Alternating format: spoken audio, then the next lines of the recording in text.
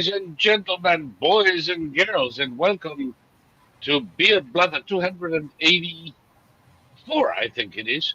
Bad week for a-holes. And it is a bad week for a-holes, indeed. From pencil neck Schiff, heading to a grand jury over mortgage and wire fraud, 26 charges, baby, to his attorney, Preet, you can't fire me, Bharara. From Putin, the evil gnome from hell, going to Alaska, having surrendered Zaporizia and Kherson long before he even gets on a plane to uh, uh, uh, meet with President Trump. Uh, and since Putina also lost to Armenia, or rather lost Armenia. From Hamas, about to meet their bitter end, to Hezbollah, about to lose their weapons and their foothold in Lebanon. Their dignity was lost a long time ago. Beep, beep. From Time Magazine and the New York Slimes, cut with their pants down, and it ain't pretty, to Kakala Harris, the recipient of an offer she could not refuse.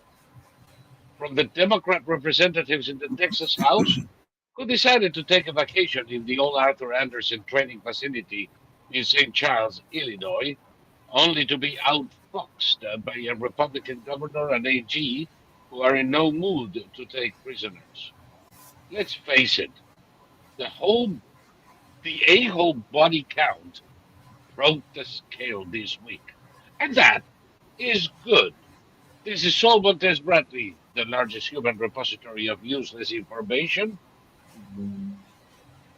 Hold on. From my perch in Florida.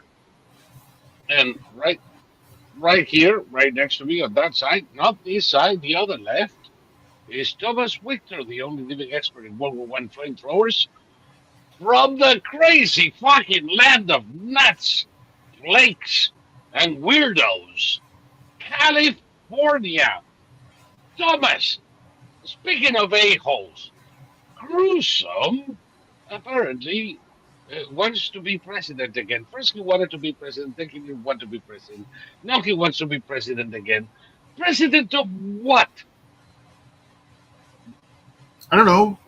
One of those taco trucks that park on the side of the road here and put up a roof and sell their tacos. He can be president of that. Yes, but not in Malibu, because in Malibu he's gonna end up fried too. There is a fire going that way now. Yeah, well, I mean, my brother's Las Vegas is telling people to stay indoors due to smoke from California wildfires that are completely out of control. So, it's California. What can you say? Yeah, I saw something that I found really hard to believe at first, and then I didn't. Have you heard that people are becoming friends with their AI chat GPT type back and forths? This is how Democrats masturbate. They're dicks. I read this article about this guy who was he had a pretty major occupation, and his chat GPT has been tweaked in order to become super obsequious. So it flatters its users. And in order to flatter the users, it makes up stuff. So this guy became convinced by his chat GPT that he'd cracked a universal mathematical formula that would break all encrypted messages, and it would allow for 100% winnings in gambling and on the stock market and everything. And he believed it. And he notified everybody. He notified the government and said, I have the ability to break any and all encryption using these formulas. And this guy lost his marbles, and he eventually regained his sanity, but he told ChatGPT that he was very disappointed in it. And he was so sad that this brainless computer program had betrayed him this way. And what I didn't know is at the bottom of every ChatGPT exchange, there's a disclaimer saying this thing doesn't know what it's talking about, and it lies and it makes up stuff. And it all depends on how it's been tweaked. And you actually need a disclaimer, right? I see. Ooh. Well, it's amazing to me that they said that this is a growing problem. People are being made delusional by their AI buddies, and the AI has been, there's a switch that if you flick it, your AI buddy will forget all the previous conversations it had with you. Right. But if you leave the switch on, which is the default setting, it grows to know what you respond to positively and what you respond to negatively. And so it starts lying in order to make you happy. You become the Pavlov human to an unintelligent program. Exactly. ChatGPT, AI has no intelligence whatsoever. And you getting angry at your AI and telling it, I'm really angry at you. I mean, you may as well pick up your computer mouse and say, I'm really angry at you. It doesn't matter. I mean, it's not sentient in any way, shape, or form. Remember all of those assholes, since that is the theme of the day, that were falling in love with their manga drawings, their anime characters? Yeah, they're waifus, it's called. So this is the my waifus? waifu. Wife Yes. as spoken in Japanese, waifu. And 10 years earlier, it was the plastic doll, uh, some of them with features designed to perform unholy acts with them. It's different expressions of the same mental illness. These people ought to be in a psychiatric hospital. Well, They're dangerous. along with this thing about this growing problem of people being made delusional by this brainless computer program, we're coming out of it now. But for a while, on social media, it was extremely popular to be both autistic and have Tourette syndrome. And the Swedes did a study. They interviewed 28 students, and 27 of them claimed that they had Tourette syndrome. And they had unconsciously, from watching all these popular TikTok videos of people faking their Tourette syndrome, they had given themselves Tourette syndrome. And this is what's so shocking. We are discovering that people are so permeable. I watch a lot of cop videos, and everybody who they arrest, they eventually start saying the same thing. They say, I never did anything to you, or I didn't do anything to you. They say this to the cop. They're being arrested for shoplifting, and they say to the cop, I didn't do anything to you, as if the cop is personally arresting them because the cop's angry at them. And or now anyone who gets arrested says, ow, you're hurting me. Cop body cam videos are really popular, and people are watching these, and they're picking stuff up unconsciously and repeating them unconsciously. Yes. And you're hurting me. You're hurting me. Well, I read a quote by a French philosopher, and he said that once a person begins to act on propaganda, There's no turning back from that person. That person is now in it for the long haul. Yep. So all of this is sort of wrapped up in what's happening now is that the uber realists are taking over. You know, the Israelis fighting. So at one point they were fighting on 7 fronts. They're uber realists. Trump is an uber realist. What we're seeing all these delusions being bulldozed into the ground. And okay, I'm an investor, and under Biden, my investment income was cut by 1/3, and now it's starting to grow. We're getting back to where we were before Biden became president. Amazing how this works. Exactly. And I only okay, we're going to be talking about a-holes, but these a-holes, they're all delusional. They all start to believe their own propaganda, and they act on it, and then they believe it. They hypnotize themselves. They brainwash themselves. They do. I was talking to a woman that was assisting today. She can't drive. Her husband died a few months ago. So whenever she needs a ride, since, I'm not helping enough people, let's do this too. and I was, having a conversation with her and trying to explain to her something that you and I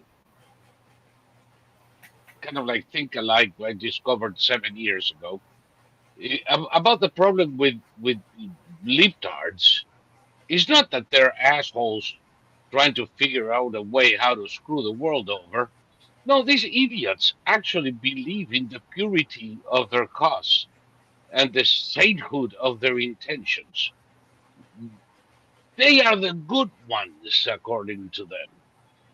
And she was writing about those people tearing down the signs, the little cartels with photos of the hostages in Mhm. Gaza. I said, they cannot help it. They cannot help it. Looking at those images reminds me how fucking stupid they were to think that Palestinians were the good ones there.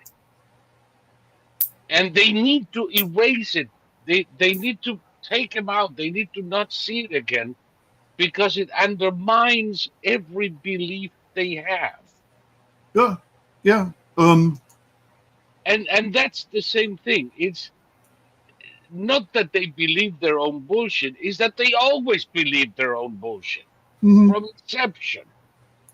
I watched a great documentary about fascist art, fascist architecture, and it was all about fascist art, um, Brutalism. brutalism, and futurism, Yes. and classicism. So Yep. classicism, For people watching us, watch the movie Metropolis and you get a pretty good idea what fascist art looks like. yeah, fascist art. Okay, classicism and futurism are diametrically opposed, and yet fascists incorporated both. Fines. They amalgamated it, and they in both Italy and Germany, the plan was to build these structures that dwarfed human beings. The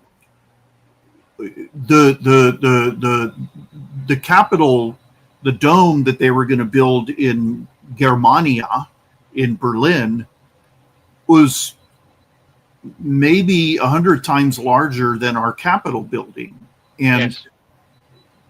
both buildings used the same elements. They used domes, they used pillars, they used arches, but the American Stylized, stylized forms of classicism. The American Capitol building is welcoming, and Yes. what Hitler's plan was to build a building that made the individual feel completely insignificant. And as I was watching this very excellent, You know that was the idea behind the medieval cathedrals. uh It, people coming into a cathedral in whether it is Notre Dame or Lyon or Cologne, eh, as they came into the building, they had to be in awe at their own insignificance. They were coming into the house of God, so the proportions and everything reminded them how fucking little they were. And this is the idea that architectural fascism or fascist architecture takes from. The idea is to minimize the individual.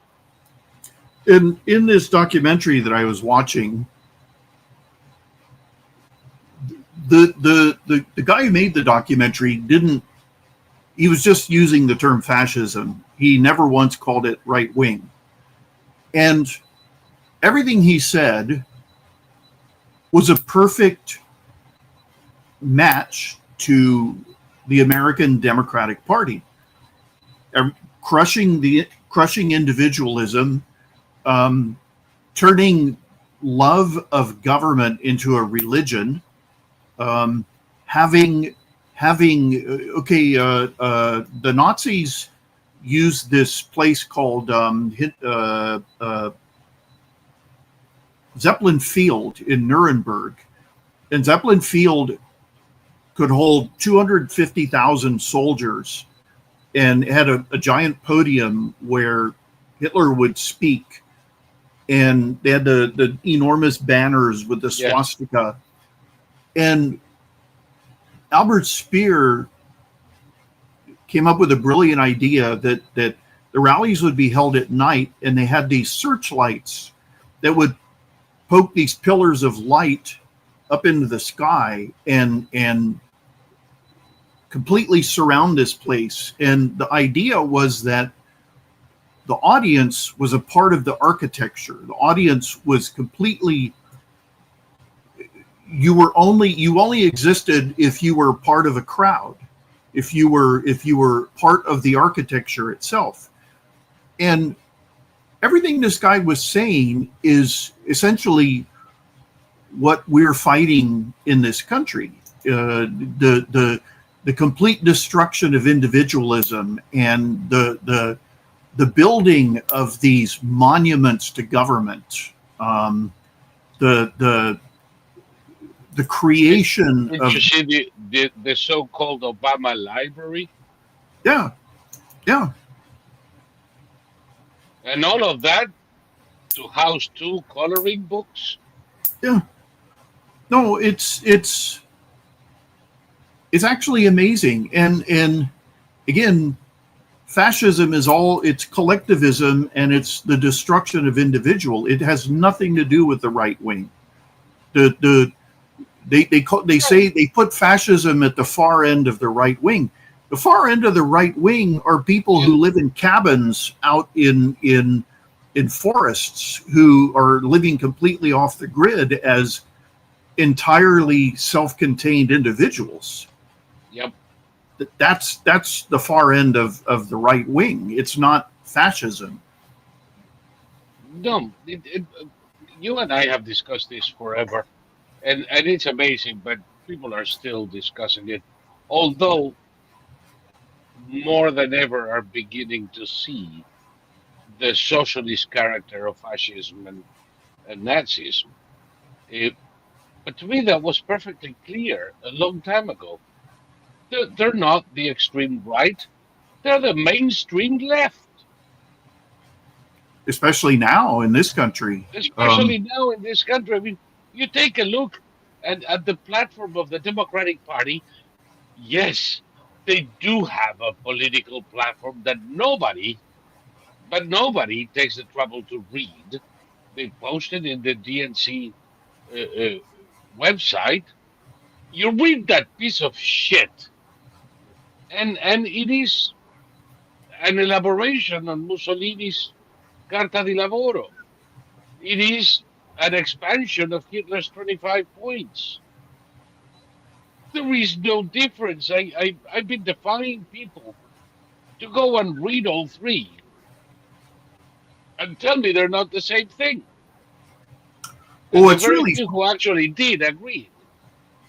what's really funny. Okay, we talked about Sydney Sweeney doing the jeans commercial. Sydney Yes. Sweeney has good jeans, and 5 years ago, the screeching from the left would have resulted in that company pulling the ads and apologizing. Yes. Now Baskin Robbins, And Sweeney ending up in some McDonald's with her career destroyed. and now Baskin Robbins has run a Sydney Sweeney commercial, and her brother, who's a munitions tech in the Air Force, just got promoted, and he wrote on social media, "I've got good genes." So the cultural zeitgeist has changed. It's changed. It's changing. And it's changing even more. Yeah. It's changing even more. And hey, even Victoria's Secret is hiring skinny models again. Yeah, and it's about time, because, I mean, it's such a weird. You look back to, say, 2020, 21, and it's like cities are burning down, doctors' offices are closed for years, schools are closed for years. In some cities, people are literally forced to stay inside their house for years. We have a demented president, a president with dementia. Movies are outrageously stupid and polemic, and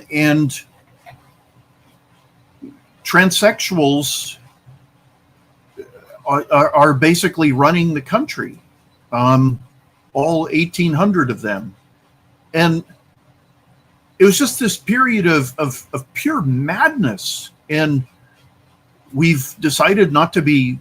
The majority of us have decided not to be crazy anymore, but the crazy people are even crazier, and they're losing their jobs, like Stephen Colbert, and they're losing Howard Stern. Howard Stern is going to be dropped by Sirius because he's a leftist now, and they can't afford him. They're paying him $100 million a year. Yeah, it's ridiculous. Absolutely. And my favorite punching ball, what was her name? The sneeze.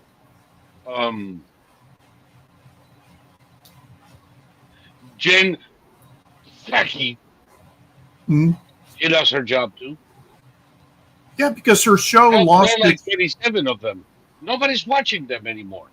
Nobody's watching them, and what they're putting out is okay. They're the big new thing, as you pointed out. The leftists picked this up from the fringe of the MAGA movement. The leftists are all talking about Epstein, and Yep. I saw this guy. I used to really respect him. I won't name Big him. mistake, by the way. Big mistake. I won't name him, but he's lost all faith in this country because Epstein was a Mossad agent, and the only way Epstein could be as rich as he was if he were funded by a country, and that country is Israel. And Israel is controlling us because Epstein blackmailed all our political leaders. And okay, I looked up Epstein's net worth. At the height of his wealth, he had a net worth of $560 million. He had a net worth of $560 million. So that's a lot for you and me, but there's multiple. I mean, there's so many billionaires now. It's insane. So Epstein having $560 million, this poor guy was thinking of that as unlimited money. That's very limited money. There's Epstein had a jet, but Epstein was operating very close to the edge. He was spending so much money that after he died, his estate Collapsed. it collapsed. Exactly, it collapsed. It had to pay out so much money, and the notion that world leaders would agree to go to this guy's island into a room that hadn't been swept for bugs or cameras and have sex with a 14-year-old, and then Epstein would give them Mossad's orders. It's again, it's madness, and it's a madness on the level of this poor idiot who believed, because Chat GPT lied to him and flattered him, he believed that he created the universal mathematic formula. And it's shocking how easily you can trick people into believing the craziest things. It's they don't do any of their own research. They don't look up Epstein. It's easy to trick people, but what I've noticed too is easier for cons to believe their own bullshit. Yeah, They come up with it, and after a little while, they forget they came up with it, exactly. and it becomes revealed truth. And who are you, plebe, to question it? If some cases are at this point for the annals of psychiatry, uh, people like Candace Owens. I mean, the poor darling, she desperately needs some psychotropics and a padded room. At this point, nothing short of psychiatric treatment can help her. The same thing is happening to others that we started making fun of years ago, while everybody thought they were the great thing. And it turns out they are delusional. They're as delusional as the woke son of a bitch who thinks the world is coming to an end in 5 years unless we kill the combustion engine or some shit like that. It is perplexing to me. At the same time, all of this bullshit has a cycle. The woke right started with the Epstein shit because, they have such an obsession with pederasty and pedophilia that I'm beginning to suspect half of them are ogling kids in their spare time.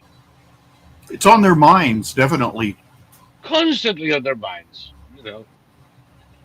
And they started with it. The Democrats saw an opportunity to cause trouble for Trump by egging these assholes on. But in so doing, they bought their own lie, and now they think they're fighting the good fight. They forget that if there was anything from Epstein, they sat on it for 5 years and did nothing. If such a thing existed and if such a thing exposed Trump, how come it never made it when they were suing Trump for a rape? Nobody knows if it happens, when it happens, or how it happened. Why didn't they come up with this shit if it is so clear? People like Pencil Neck, one of the great losers this week, he always claimed to have intelligence on anything, which would be a contradiction in terms because such an unintelligent asshole cannot have intelligence on anything by definition. But he had intelligence on Trump's collusion with Russia, being a Putin agent. Remember that? Uh huh. Mm. Where's that now? Well, where's any of it? Mm. And lately, he's been, release the files. Okay, it's nice for a 12-year-old, but we're all grown ups. Shut the fuck up already. We know there are no files. We know there never were. But the Democrats are now beginning to believe their own bullshit, and they actually think there is something to release. It's so pathetic. It's painful. Well, this is the thing. Okay, people don't know how anything works. If you're someone like Epstein, let's say, okay, let's say Epstein is a Mossad agent. I mean, you and I were talking about the Mossad agent Eli Cohen, who basically worked his way up to the top of the Syrian government, spying for Israel. And as you pointed out, he contacted Israel every night to tell them who he'd met with that day and everything. And that's how they caught him. Let's say Epstein was a Mossad agent and he was blackmailing world leaders. There's absolutely no way that wouldn't get back to the security services of those world leaders. And in very short order, Epstein would be dead. He wouldn't be arrested and put in a prison cell and then, oh, did he hang himself? He would never be found. He would never be found, or he would be shot in the head 18 times in the middle of a street, depending on which government. Yeah. As you pointed out, if Epstein were blackmailing a member of the royal family in the British royal family, you don't mess around with British intelligence. They would feed him to the monkeys in the zoo. Exactly. And Ghislaine Maxwell, why is she in prison if she had access to all this? She had the goods on everybody. She had the goods. Instead of spending the rest of her life cracking up and watching porno films in her villa in Bali, she's an slammer in until recently in Tallahassee, soon to be in Louisiana, because it's a lower security. It doesn't resist the slightest attempt at analysis. No. And had she had anything, she would be there. The claim is then made, well, they threatened her. Well, wait a minute. If she has the goods on everybody, then they wouldn't threaten her. She'd be the one doing the threatening. None of it makes sense. And if somebody said, you keep talking about this, we're going to get you, the next threat comes from Brazil, where there is no extradition. Used to be less. Exactly. No, it's none of it makes sense, and it's embarrassing, and it's very telling. It was like when Dennis Prager went through this very unflattering obsession with how can I put this? Backdoor sex. And he somehow ended up talking about naughty little Dennis, you. He ended up talking about college girls and backdoor sex, and it was like, Dennis, you're revealing way too much about yourself back when you were in college. Your own inner desires. And nobody, no pretty college girl would offer backdoor sex to you. And all these years later, you're still talking about it. I mean, this is the sort of thing you never talk about publicly. You don't reveal things about yourself without knowing. I mean, obviously, he had no idea what he was revealing about himself. But it's just not the sort of thing you talk about, because that activity has no moral coefficient to it. It's neither moral nor immoral. It simply exists as is, and there's no aspect of it that you can either praise or criticize or whatever. It's just, it exists like this box cutter exists. This is neither a moral box cutter nor an immoral box cutter. It's simply a box Watch out. cutter. TSA is coming for you now. You've shown a weapon. Well, this is a green box cutter, so it's allowed. It's a loud weapon. I just think it's loud. Yeah. Hey, shut up, box cutter. No, I don't know. People are very okay. People like all the people who are having a very bad week. These are all very, very unhappy people who went after somebody for no rational reason. He wasn't going to destroy the planet. They made him a lot more of a hard ass than he was at the beginning. Remember, in the first Trump administration, he was willing to cooperate with everybody. Let's get together and work together. This time around, he actually offered a peace offering to the Hildebeest. Yep. And gave her a pass. Yep. And this time around, nope. He's in no mood for that. He's in no mood for it, and no mood for that. He wants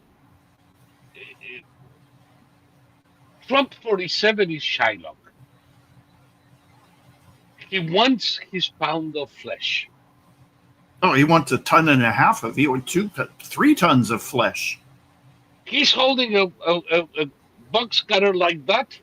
Yep. And says, "Where do I start cutting?" Yeah. He's taking no prisoners. By the way, this week, another asshole that wasn't having a good week was Blasberg. Remember the guy who presided over the FISA courts? Oh, yeah. Who was very upset because he found that the FBI lied 17 times to obtain a warrant against Trump. How can I trust you anymore, guys? Okay, well, let's keep going. That asshole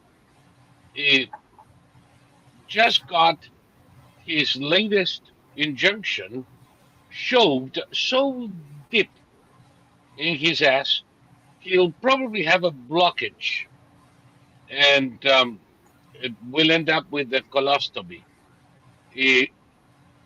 Done. He was told he's an imbecile by the Supreme Court. Mm-hmm. In almost as many words. Every other judge that issued nationwide injunctions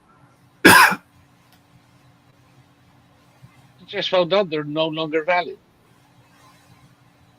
The Supreme Court seems to have lost its patience with a lot of people, including some of its own members. The Supreme Court is in no mood to play nice either, is it? No, the Supreme Court, it's doing what they have to do. Sometimes all of these opportunistic clickbaiters that we love so much will rail against the Supreme Court because, I don't know, A.B. Cumming Barrett betrayed us, or Kavanaugh betrayed us, or Roberts is a piece of shit, because they don't know what the fuck they're talking about. We wanted, people like me, people like you, we wanted justices who would follow the law wherever it would take. Yep. Without fear, without prejudice. Just follow the fucking law.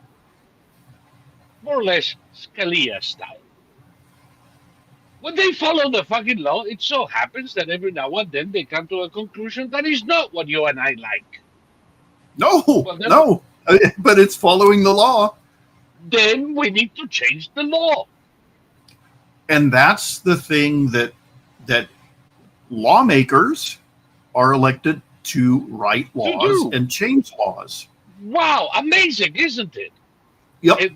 They're not elected to pretend they're Perry Mason and conduct endless hearings getting to the truth. You're not an investigating body, you sons of bitches. You weren't even designed for that. Just get to do the laws that we need. In any case, whenever I disagree with the result of a Supreme Court intervention, I'm not unhappy. I'm happy that they're not activist judges too. Well, see, this is the thing. People on our side, it's like they've just been handed a check for $500 million and they get angry because it wasn't $1 billion. Yeah. You know, we have six justices on our side. That's pretty good. And they're making history. That's also pretty good. And maybe you're unhappy because everything didn't change overnight. This country is the world's largest ocean liner, and the captain has ordered that the ship make a 180-degree turn, and that ship is going to take years to make a 180-degree turn. Unless you want it to capsize. Well, that's the thing. You could make it capsize if you want. You could also run it right into an iceberg if you want. If you're angry enough, all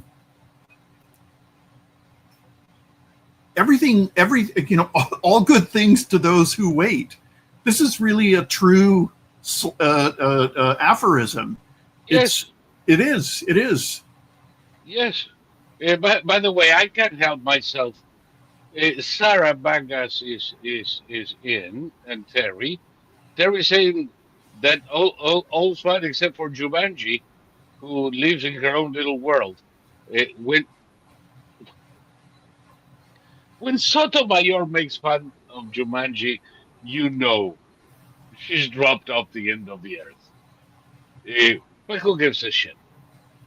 We don't have a 6-3 court. We have a 6-1. Exactly. Yeah. And the one is out there in the middle of the forest, lost, pondering about the meaning of life.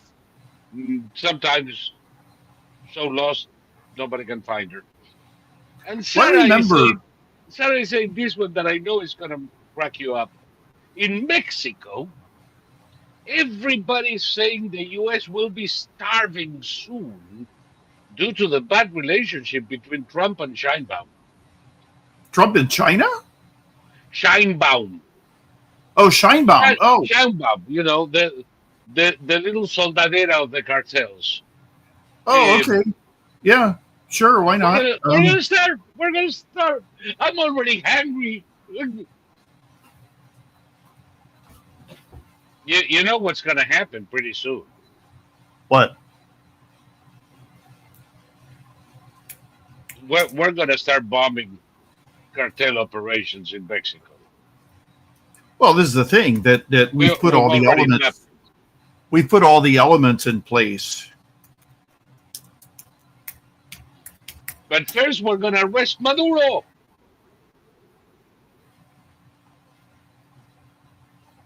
Wouldn't it be nice let's to have a special operations team parachute into Miraflores and dab his fat ass and bring him for trial in the U.S.? I every night I go to sleep hoping I'll read that in the morning.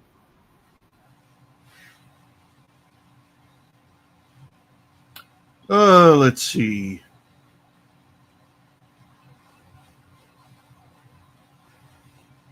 Chinabaum. I'm looking up Chinabaum. Chinabaum. All right. We import about 500 and some trade goods from Mexico. Let's see. God, I hate it. See, I never look at the AI overview because it always gives you what you're not looking for. No, because it's a rehash of Wikipedia. Let's see. Fruits, nuts, California. Nuts. Yeah. Okay. 10 most common good imported. Okay. 10 most common goods imported from Avocados. Mexico. No. Vehicles, auto parts, electronics, crude petroleum, medical instruments, beer, plastics, And gems and herpes. precious metals, vegetables, fruits and nuts. Mexico is the second largest supplier of agricultural products to the United States. What? Yeah, we don't have that many. 2 billion on tomatoes alone. Let's see, fruits and nuts. Mexico, Guatemala, Costa Rica, and Ecuador are the 4 largest suppliers of fruits and nuts. I thought it was California. Consider.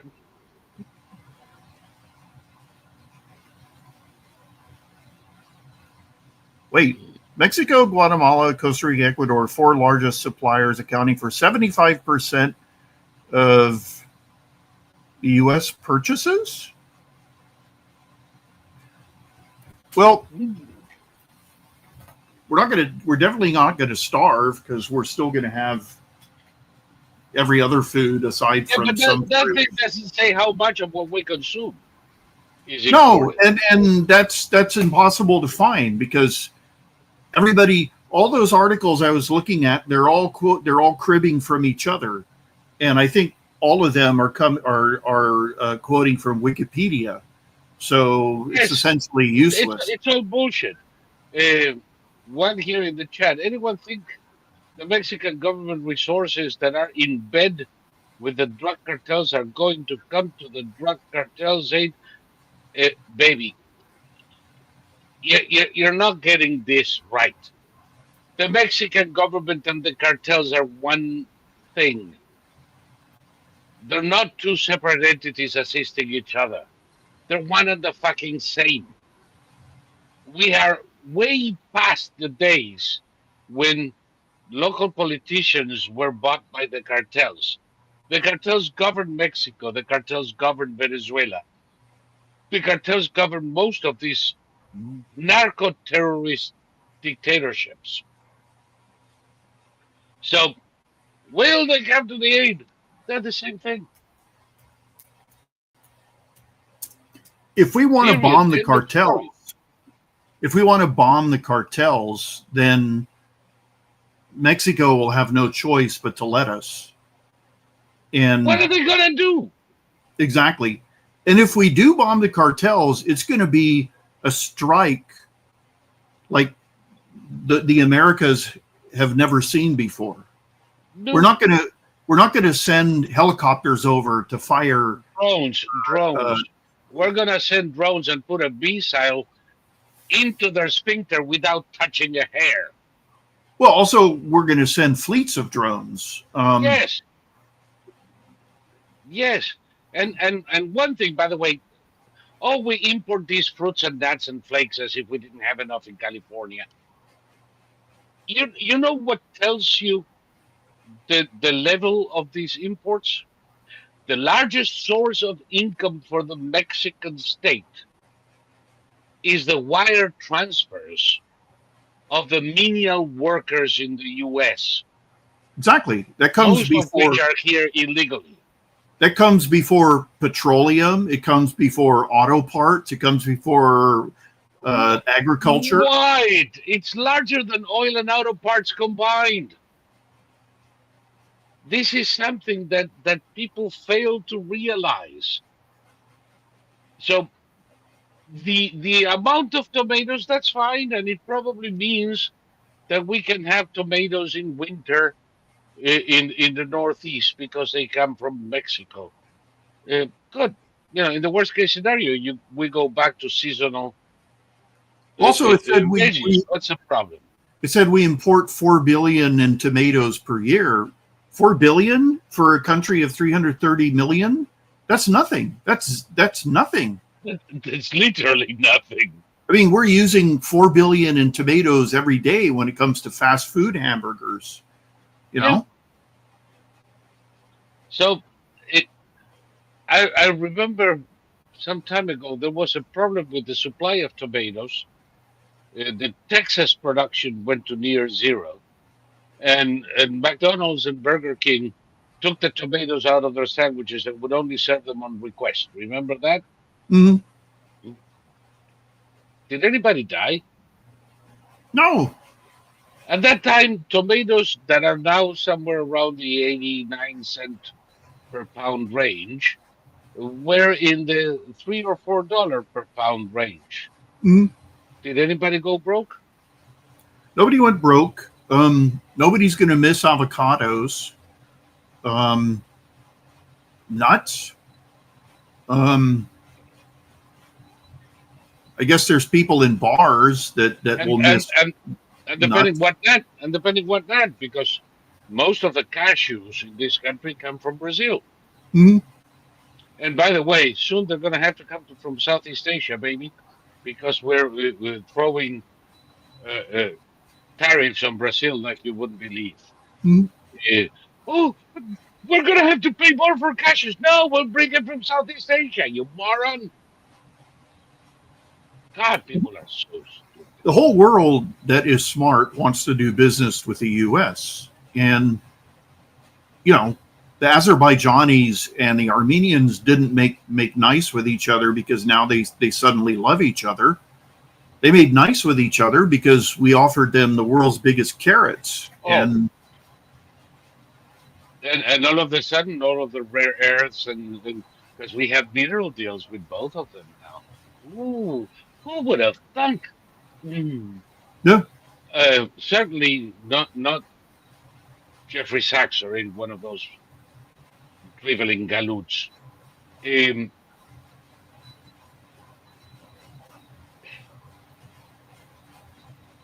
Armenia, for 30 years at war with Azerbaijan, was a staunch ally of Moscow.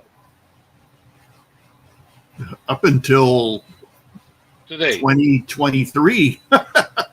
today, Yeah. the moment they signed the peace deal with Azerbaijan and entered into economic agreements with the US and a path to joining the European Union and don't tell anybody, NATO. We should send Putin a thank you note for making another member of NATO. It, it's bad for Putin. That was another one in my list of a-holes who lost that last week. That peace deal between Armenia and Azerbaijan is a big win for the US, a big win for Turkey, Mhm. believe it or not, a Oh yeah, big yeah. win for NATO, and a big beef enema for Putin. Big one.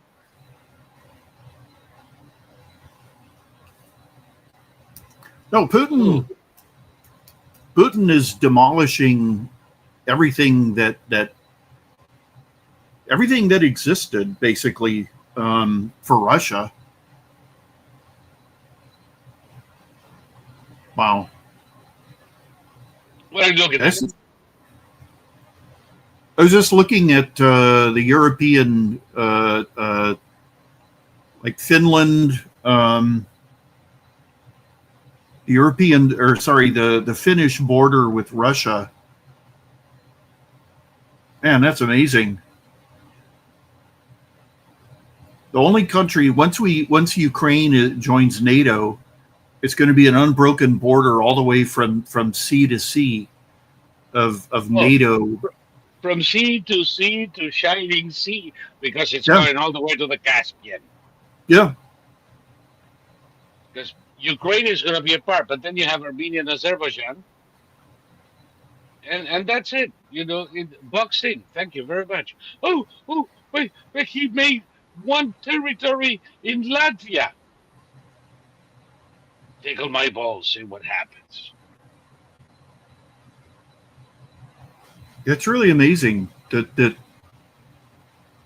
this poor jackass that was at the top of the world up until 2022, and then he pulled off Well, this you ridiculous. said it, jackass. Every wound is self-inflicted.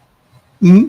That's By the true. way, a week after, so 2 weeks after saying, there's nothing to negotiate, they can surrender and they have to give me all the territory we occupy, plus all of this territory we haven't occupied yet and never will, plus blah, blah, blah, and they have to disarm and change the government for somebody we approve of, and they can never join the European Union or NATO or any of the shit.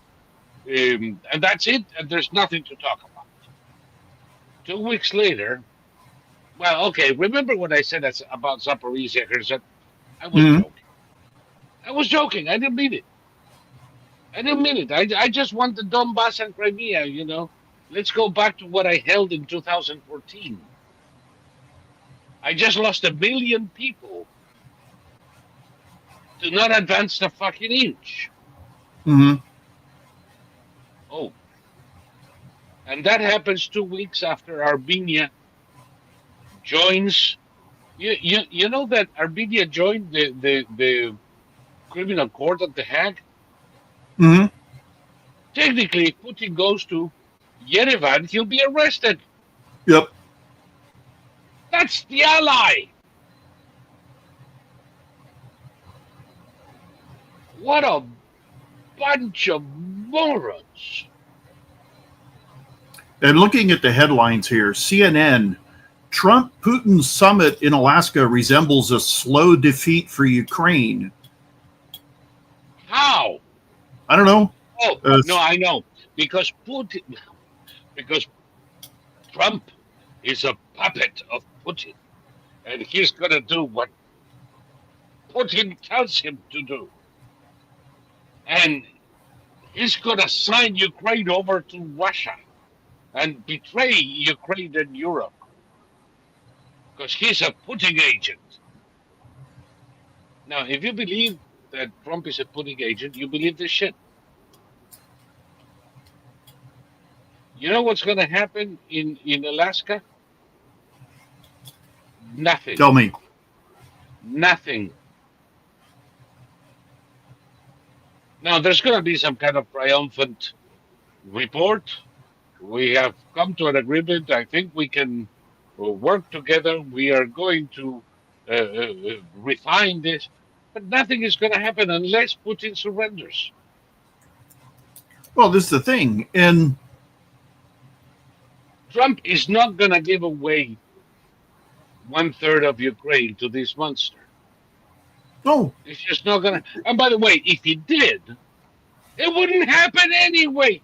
It would be Well, like the biggest fucking red face in the history of diplomacy. well, this is the thing. Trump has no authority. Let's say Trump tells Zelensky, I'm giving away 1/3 of your country to Putin just for peace. And Zelensky says, no, you're not. And Trump says, okay, I'm cutting off all arms shipments to you. Then the Europeans say, okay, fuck it, we'll provide the arms shipments. That's right. In Korea, and like you said, Trump makes a deal with Putin, and the Ukrainians say, fuck no. And Trump looks like an idiot. He's not going to do that. Trump is not famous for making idiot deals. No, and the people around Trump aren't either. No. Iranian mullahs, says Movie Time Blues, are unhappy with the Armenia-Azerbaijan peace deal because something to do with the Azerbaijani corridor. Oh, what? God. Well, I mean, did we ask the Iranians what they thought about this deal? Has anybody give a crap? Yeah. What? As long as those two were at each other's throat, neighbors like Iran would take advantage of the thing and use a little corridor through Azerbaijan to move troops, drugs, and weapons. Not anymore. They're done. Nobody gives a shit what Iran has to think. And if Iran keeps going the way it's going, we're going to drop a couple more Moabs on them. Except the next one may be in the holy city of Qom. Speaking of asshole losers, there you have one. Another asshole loser. Hold on. Can you hear me? Yeah. Okay. Because my image froze. So I'm going to come in and out. Oh.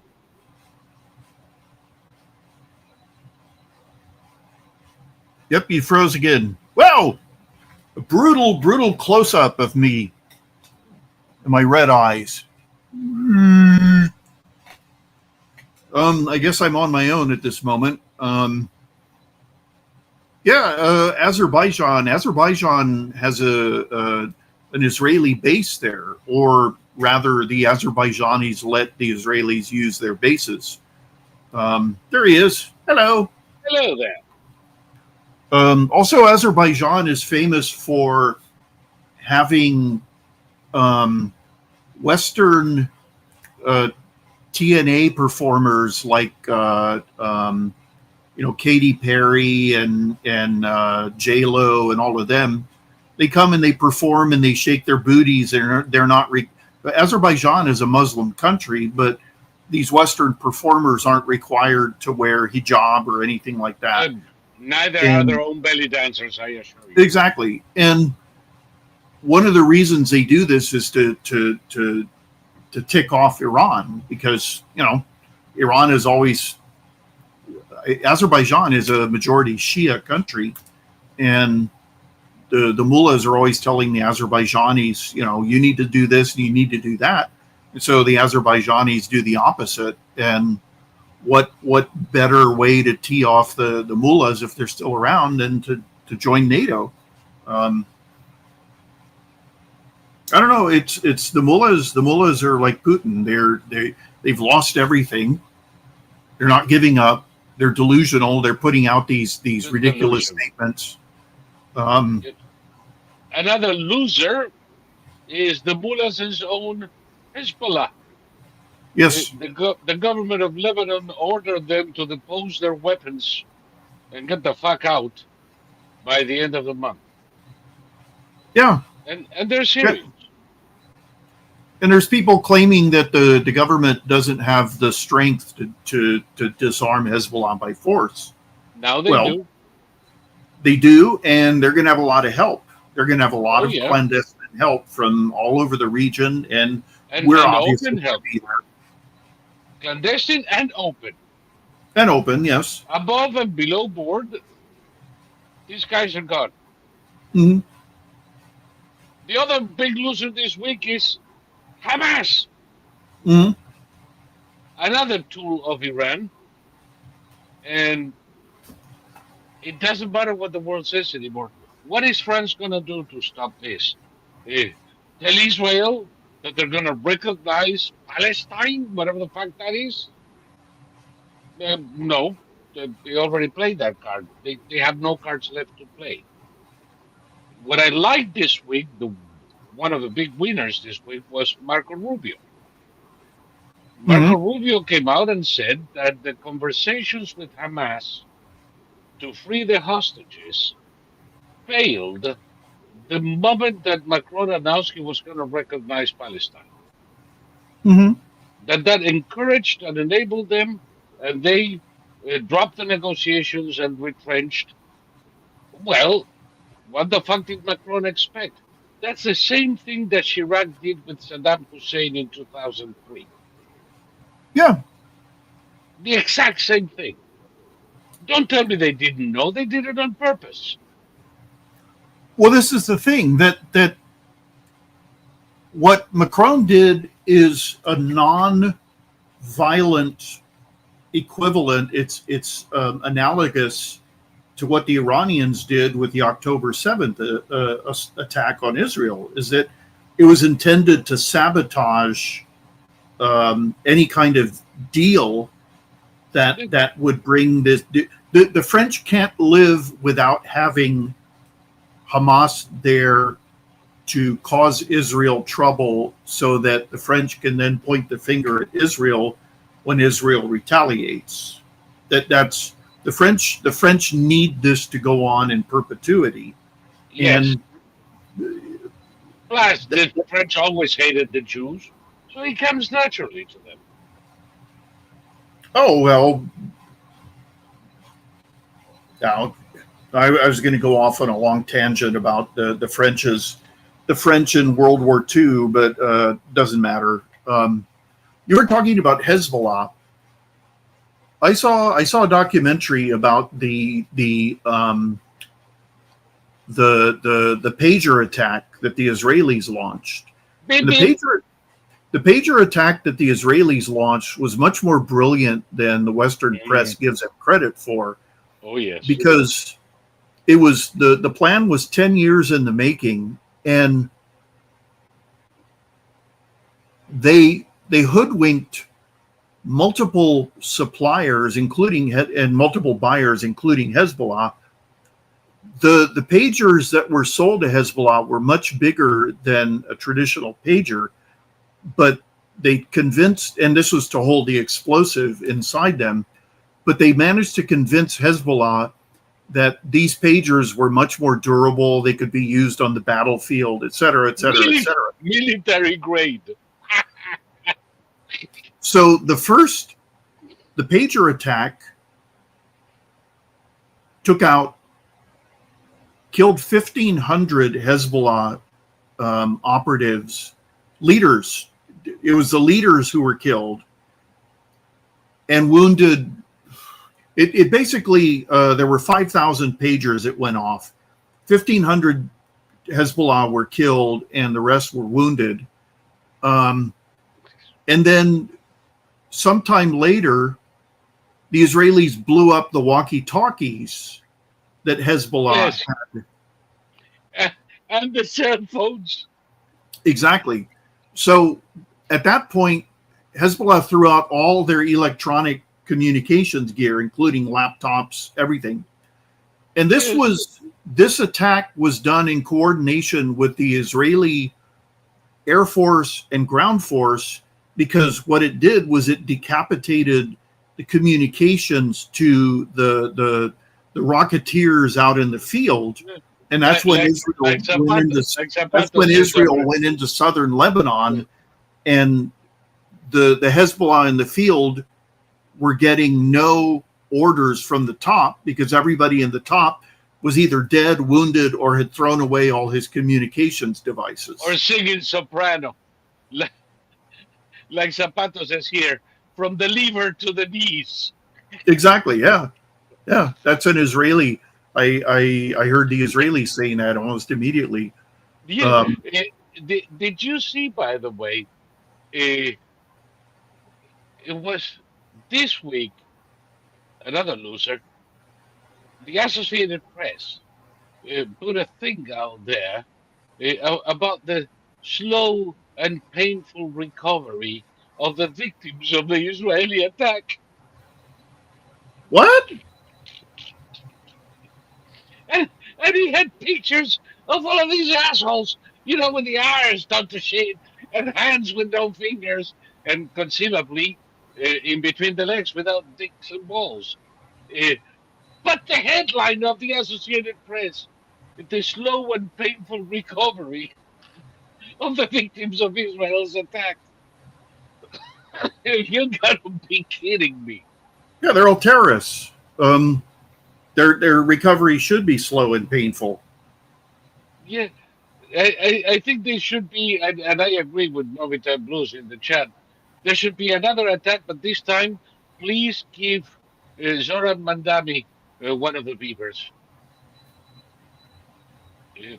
Let's expand a little bit. Maybe send them a few free samples.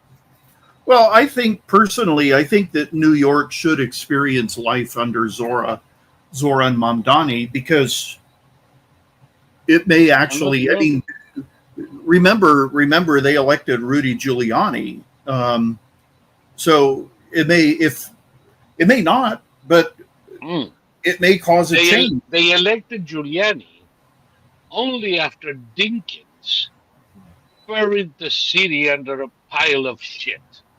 Yeah, and that's what Mamdani's going to do. Yeah, maybe, every 20 years, New York needs a total fucking disaster and a mitigated disaster to make the right choice afterwards. Uh, Maybe they'll keep doing that until they can do it no more. Well, New York had a financial crisis in the late 70s that went on for years, and they ended up laying off over 5,000 police officers, and crime just went absolutely through the roof. And they ended up with multiple serial killers operating in New York City. And you had Son of Sam, you had a guy known as the Torso Killer. You had there were multiple. The Zodiac killer in California. Yeah, but I'm talking about New York City. New York City. Oh, New York City had them. Oh shit! Yeah, During the 70s, they had a shit ton of them. yeah. But under Dinkins, it wasn't the serial killers. It was that you couldn't go any place. I lived in New York for years. Never had a fucking problem. Never saw an act of violence. In 88, 89, I was mugged a dozen times. Mm-hmm. My car was opened in failed robbery attempts at least 3 times. Mm-hmm. And I'm not talking about the South Bronx. I'm talking about, uh, Bleecker Street and LaGuardia Place, NYU. I'm talking about 96th Street and Fifth Avenue. I mean, it was a general state of criminality and decay. And it couldn't be fixed. This was the way New York was going to be forever, just like Detroit and Chicago. Mm-hmm. And the mayor of America solved the problem in 1 year. I guess Boston is turning. In Boston, the drug zombies have finally reached the most The Back Bay. elite neighborhoods in Boston, and Yeah. so now they're complaining that they need to get rid of the mayor because the mayor has created all these what she calls safe injection. The city actually provides crack pipes. I understood why the city would provide needles because it does cut down on HIV, but why would the city provide crack pipes? Why is that? Just giving a helping hand to the crackheads. Yeah. So the drug zombies. There were a couple of holy areas around the Botanic Gardens and the Boston Green, the Back Bay, Copley Plaza, Beacon Hill, all of that. It's turned to shit in the past 4 years. Yeah. And of course, the Botanic Gardens and the Green, fuck that. It's not a place that you would walk at night anymore. Yeah. They do it to themselves. Yeah. They do it to themselves. Karen Bass, the mayor of LA, announced today that there's basically been no rebuilding in Pacific Palisades, and there has been. For once, she's not lying. Yep. Now I wonder if the new fire does away with Malibu. Now they're going to have double the area for the Stalin projects. Yeah, that's pretty much what they would want. Give a Malibu, start putting projects in Malibu. Unbelievable. This state has a long way to go before it hits bottom. But the other big asshole who lost that last week, gruesome, he wants to be president now. Oh, sure. He's going to be the next president. And he's going to reverse everything that Trump did. He said that. All they have to do is play videos of what California looks like now. That's all they have to do. And Newsom won't even make it in the primary. They're going to go for some Democratic socialist of America. That's going to be their nominee. And even that, okay, the party's going to choose a DSA nominee. But if you see some of the videos that the leaders of the DSA, one gave a speech where she said she won't be happy until we start seeing abortions being performed in churches. That's her speech. That's what she said. Wow. Yeah. So if Ocasio-Cortez is the nominee, just start playing that speech, and J.D. Vance will win all 50 states. I have my doubts about Massachusetts now. True. Speaking of Massachusetts, the governor of Massachusetts came out last week, another fucking loser, Governor Healy. What a moron. And she came out saying that, if Texas wants to gerrymander, we're going to do the same thing in Massachusetts, and we're going to make sure that no Republican is elected. She's only 20 fucking years too late. There's a 40% of the population of Massachusetts are Republicans, a minority to be sure. Only every now and then they elect a governor because the Democrats go too crazy. And it's a moderate Republican at that, very little difference with the Texas Democrat. But 40% of the population are Republicans. And they have zero representation in the state house or the congressional delegation. And you are trying to give me a lesson on gerrymandering? Incidentally, Governor Jerry, he's the guy who came up with the idea in 1812 in Massachusetts. Mm-hmm. They have a couple of 100 years advantage over the rest of us. That's why they've done it to perfection. But now they're going to do it because Texas what? Well, I mean, redistricting or not, the Democrats are looking at a potential, and I'm not saying it's in the bag, but a potential catastrophe in 2026. It's 28. Oh, you mean 26 for the midterms? For the midterms, yeah. Yeah. In terms of the House. Maybe that's why all of the clickbaiters are so desperately trying to spit on the barbecue. Yeah. Because they've been activated by the Democrats to try and slow down the inevitable. And the inevitable is going to be borders are secure. Mm-hmm. Crime on the streets is dropping like we've never seen before. You know that ICE is already deported almost 3,000 Tren de Aragua members. Mm-hmm. Yeah, the actual number is like 2,780 some. But of course, that was then. They probably added a few since. Close to 3,000 Tren de Aragua members are no longer raping girls, stealing from local businesses, dealing drugs in our streets. Holy shit, how are those people have got to be happier now than they were a year ago? Well, also, very few people are talking about the self-deporters. The self-deporters, that number.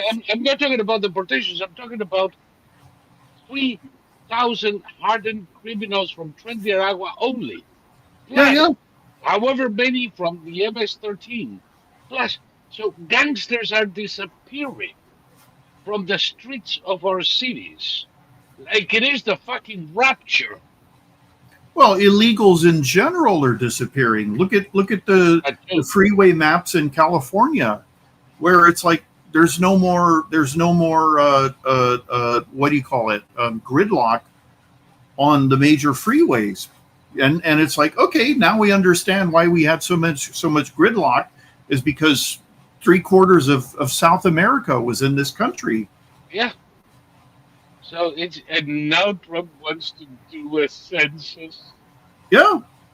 And Pensilneck, the little shit, the one who's facing now a grand jury with a host of fraud charges, and we haven't even started with the breaches of intelligence Mhm. while he was in the intelligence committee. We're gonna get there too, because he's passing confidential information to his friends in the press while the committee was in a closed door setting is illegal as sin, and he's gonna get it. And since it was a conspiracy, there is no statute of limitation that applies to him yet. But in any case, that fraudster, that fucking fraudster, is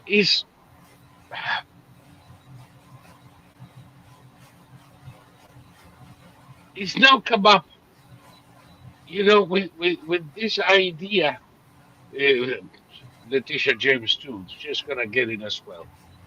Uh, but he's come up with this idea, that it is unconstitutional to do a census.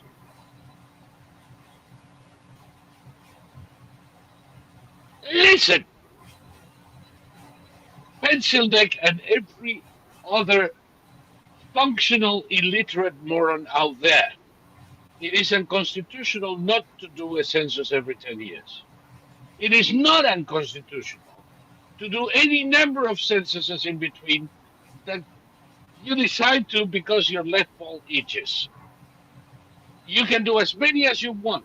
What you cannot do is have a 10-year lapse without a census. So Yeah, get and ready, baby, because a new census is coming, whether they like it or not. yeah, I mean, the Census Bureau admitted that they completely fabricated the numbers and given California 10 extra seats in the House. Yeah, they There were already extra, done that. yeah.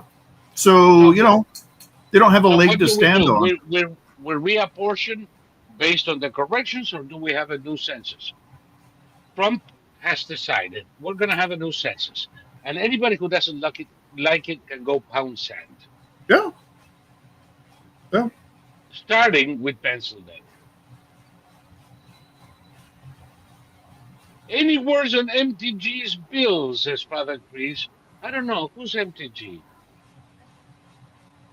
MTG, Marjorie Taylor Greene. I know, my friend, but who's MTG? Why should I give a shit what that cretinous asswipe who thinks that 9/11 was a Jewish conspiracy?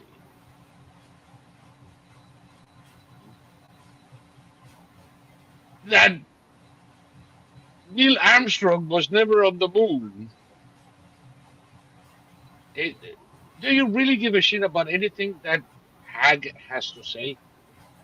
I didn't understand the question. What was the question? Any words on her bill?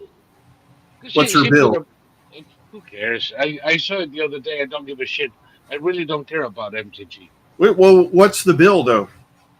What does it say? Okay, Father Chris, what is the product of this degenerate's mind?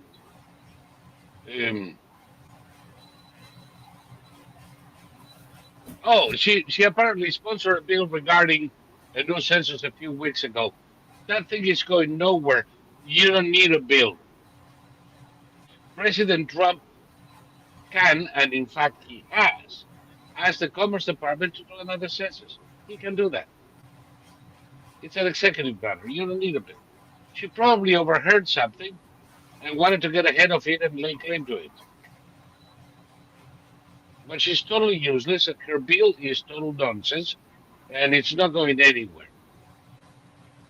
But the census is going to be done.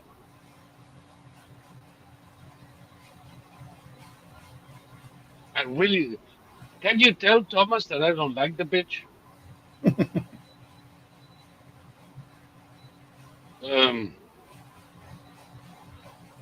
China is shaping up to be one of the bigger losers.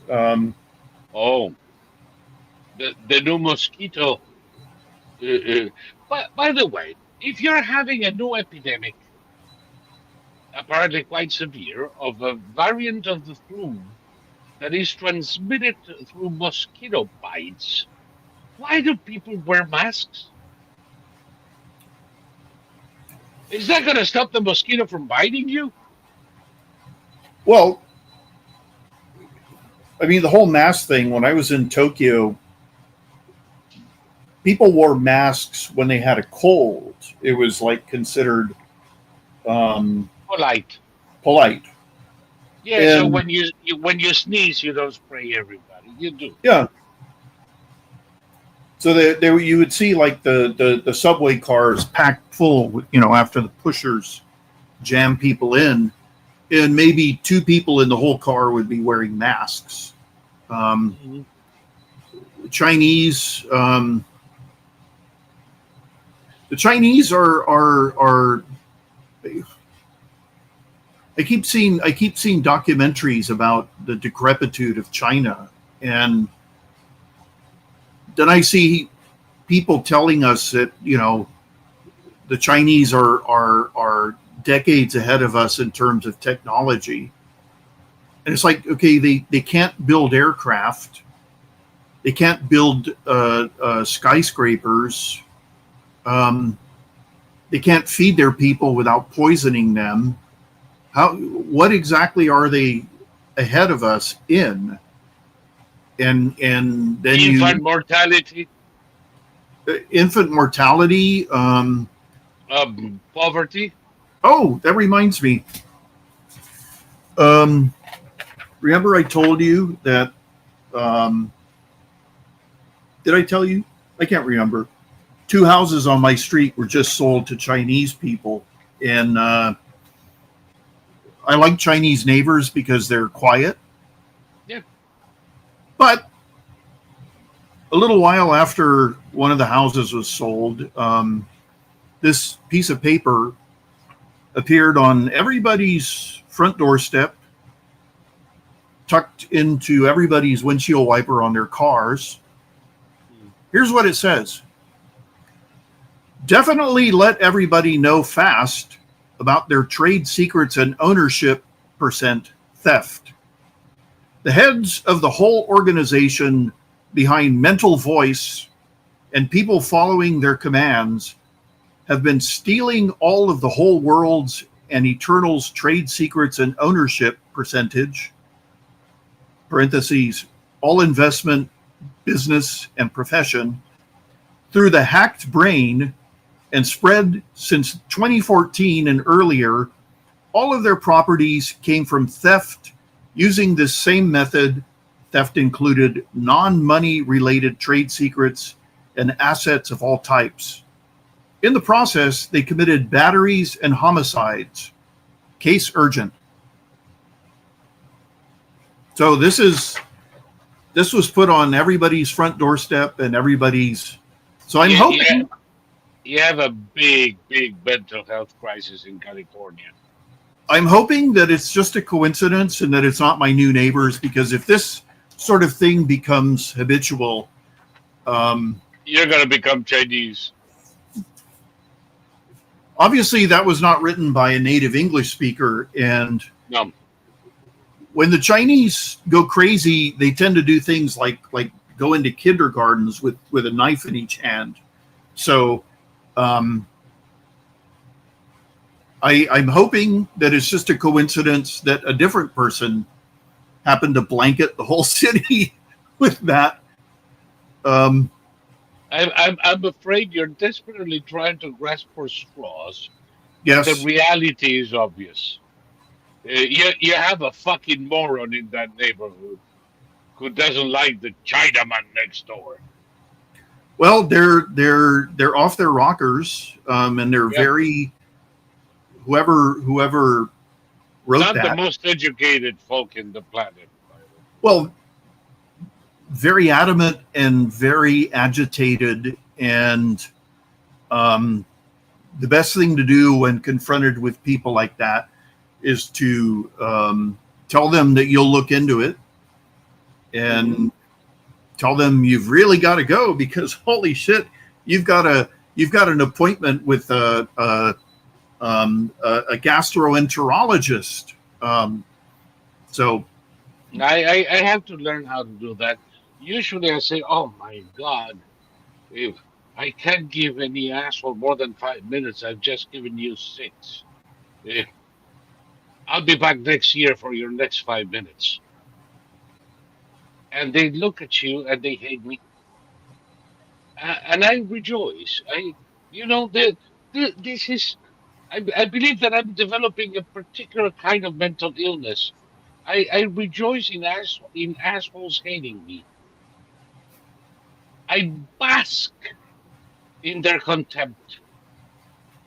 It makes me happy to know that I'm living in their heads for free.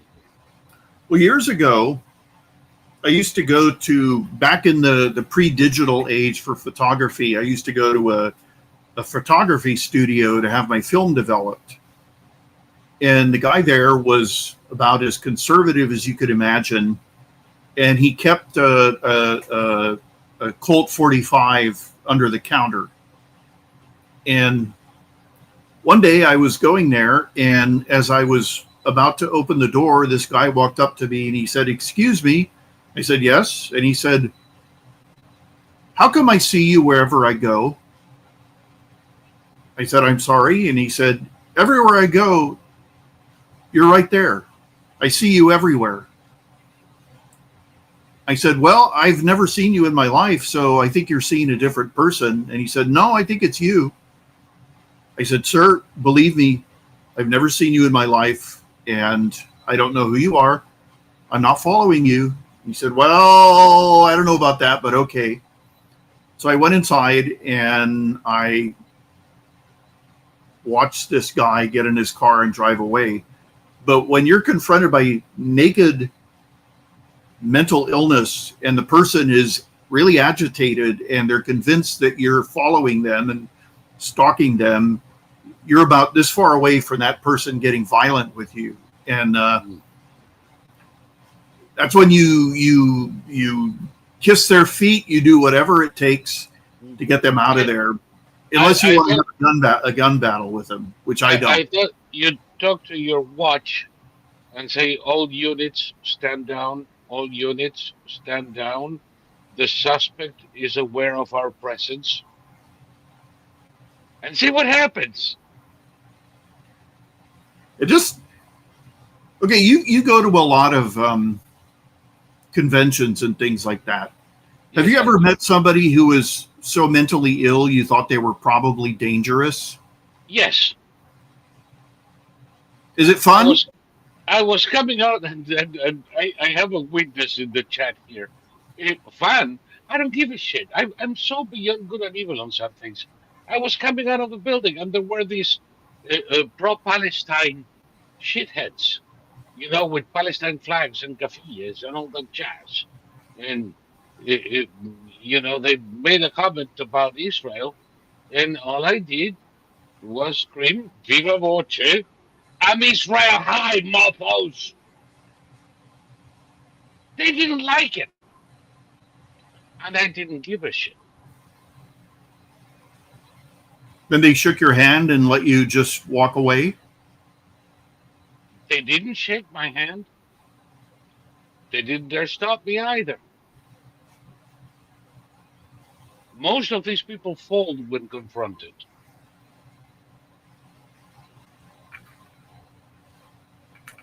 Yeah, I'm not willing. I got out of the corner of my eye that one wanted to come over and the other one grabbed him. They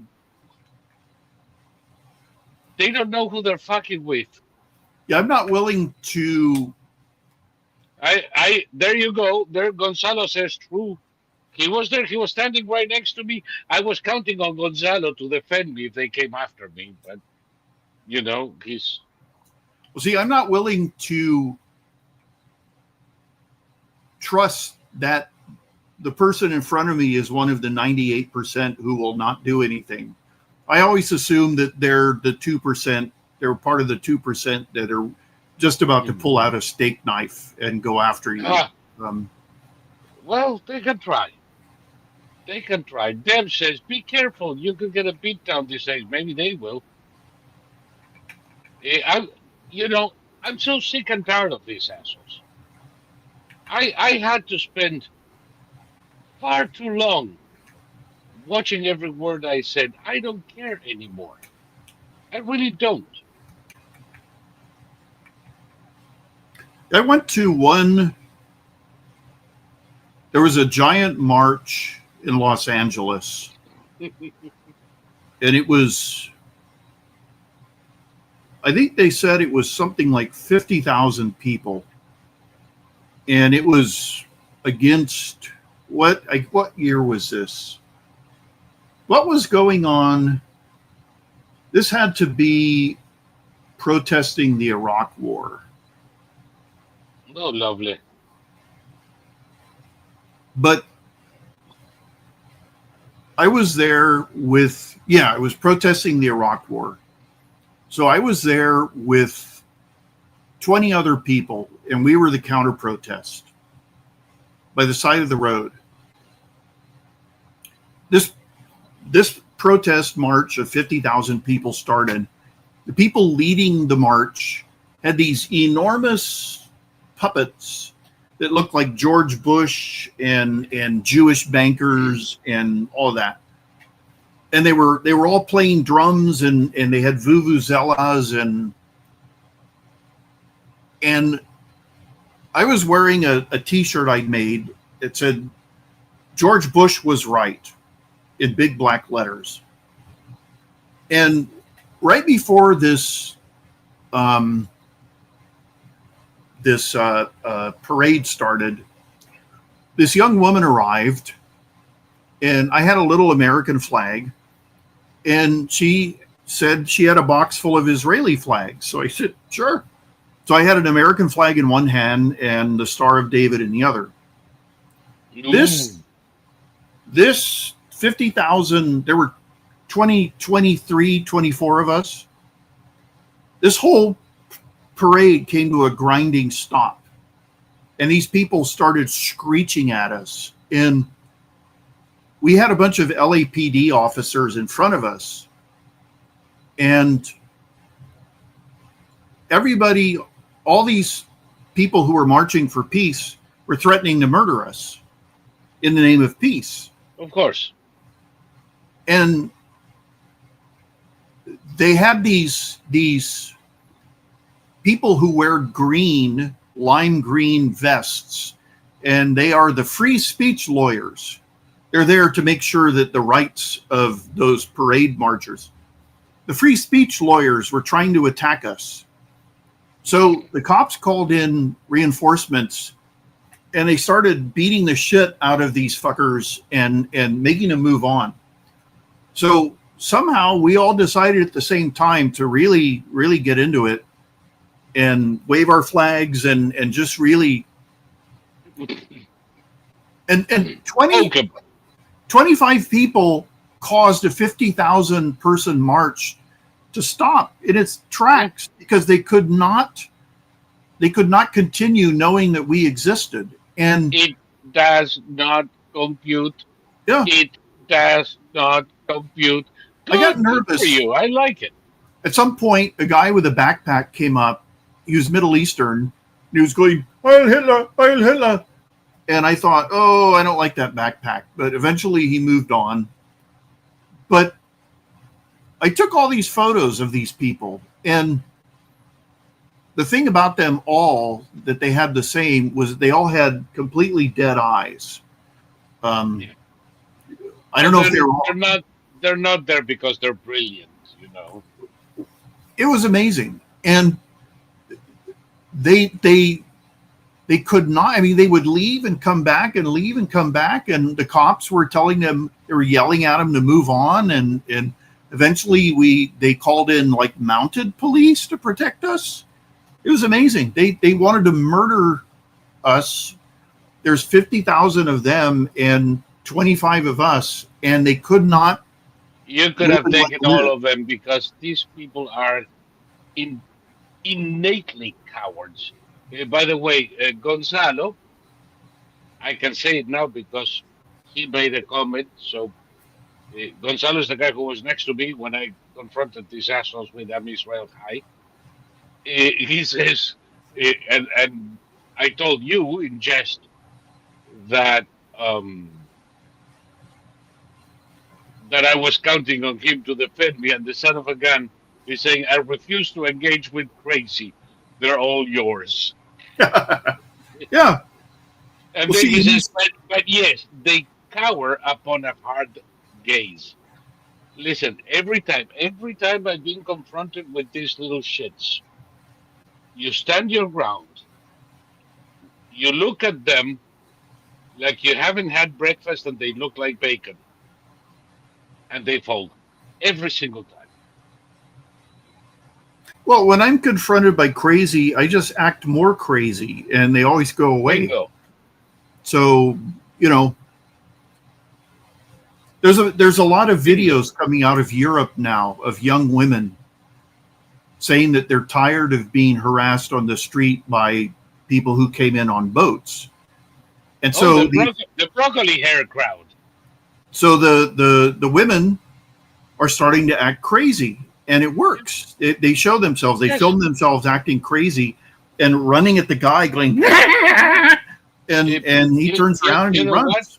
Many of our English settlers in New England, uh, many a female escaped being taken captive by the Indians by acting crazy, Mhm. and they would leave the crazy woman alone. Yeah, because the Indians during that period were Stone Age people. They were living in the Stone Age, and Still, they were hunter gatherers living in the Stone Age. And oh, you mean like Democrats? well, like the people being brought in by the boats and dumped in Italy and dumped in France, these are essentially Stone Age people, and they're terrified by what they think of as crazy people. So I think it's fine if it saves you from being harassed and It grabbed and works. touched. One thing I know, I don't back down anymore. I use every technique in the book to scare the living fuck out of them, let them think I'm crazy. But I've had it. I really can't handle it anymore. And by the way, and all of this idea that we need to de-escalate, let them de-escalate for a fucking change. On that note, we are a little past the midway of our show, so my friendly reminder: once a show, people, we are not getting money from USAID, the Mossad, the CIA. We're not part of Operation Mockingbird. Uh, we're not getting money from anybody. We don't do advertising. We don't collect data. The only way that we can keep our channel and SQB running is through your help with your contributions. If you don't like it, if you don't want us to continue, that's fine. When the time comes, we'll know what to do. But if you do, please support us. You can do that by making a one-time or a monthly contribution to quadverum.com/support us. You can do it by subscribing to at the Bradley in Twitter, uh, X now. Oh my God, what a difference! Uh, it's $5 a month. It's something like one tall freaking latte every 2 months. We're not even saying buy us coffee. Buy us a half a coffee per month. And also for those who are on Odyssey, the payment system works. A lot of people have figured out how to use it. The chat, uh, tip works as well. Now, because of the new system, you can make a contribution of as low as 50 cents or $1, and it will work, and it will not eat the amount with fees. So please do and help us continue with this. Thank you very much. And you didn't even have to put up with Big Bird. Going on with our business, Thomas. What other loser did we have this past week? Because the Astros Jasmine got it big. Jasmine Crockett's own staff are starting to leak information about what a disaster she What an is. asshole she is. Yeah, she She never, according to the leaks, she never comes to work. She spends all her time on social media. When she does come to work, she expects to be driven 1 block, 2 blocks. They have to open the door for her. She's a horrendous nightmare. Her default setting is to scream. So she's like all these women you see these queens, being arrested on police body camera footage. The thing where my brother is amazed at these women who when they get arrested, they never stop talking. They're talking the whole time. They're just screaming the whole time. And that's apparently what Jasmine Crockett is like. And so her own people can't stand her and want her gone. So she's a big loser. She can't keep her own people from tattling on her. You don't hear stuff like that about Trump. On the contrary.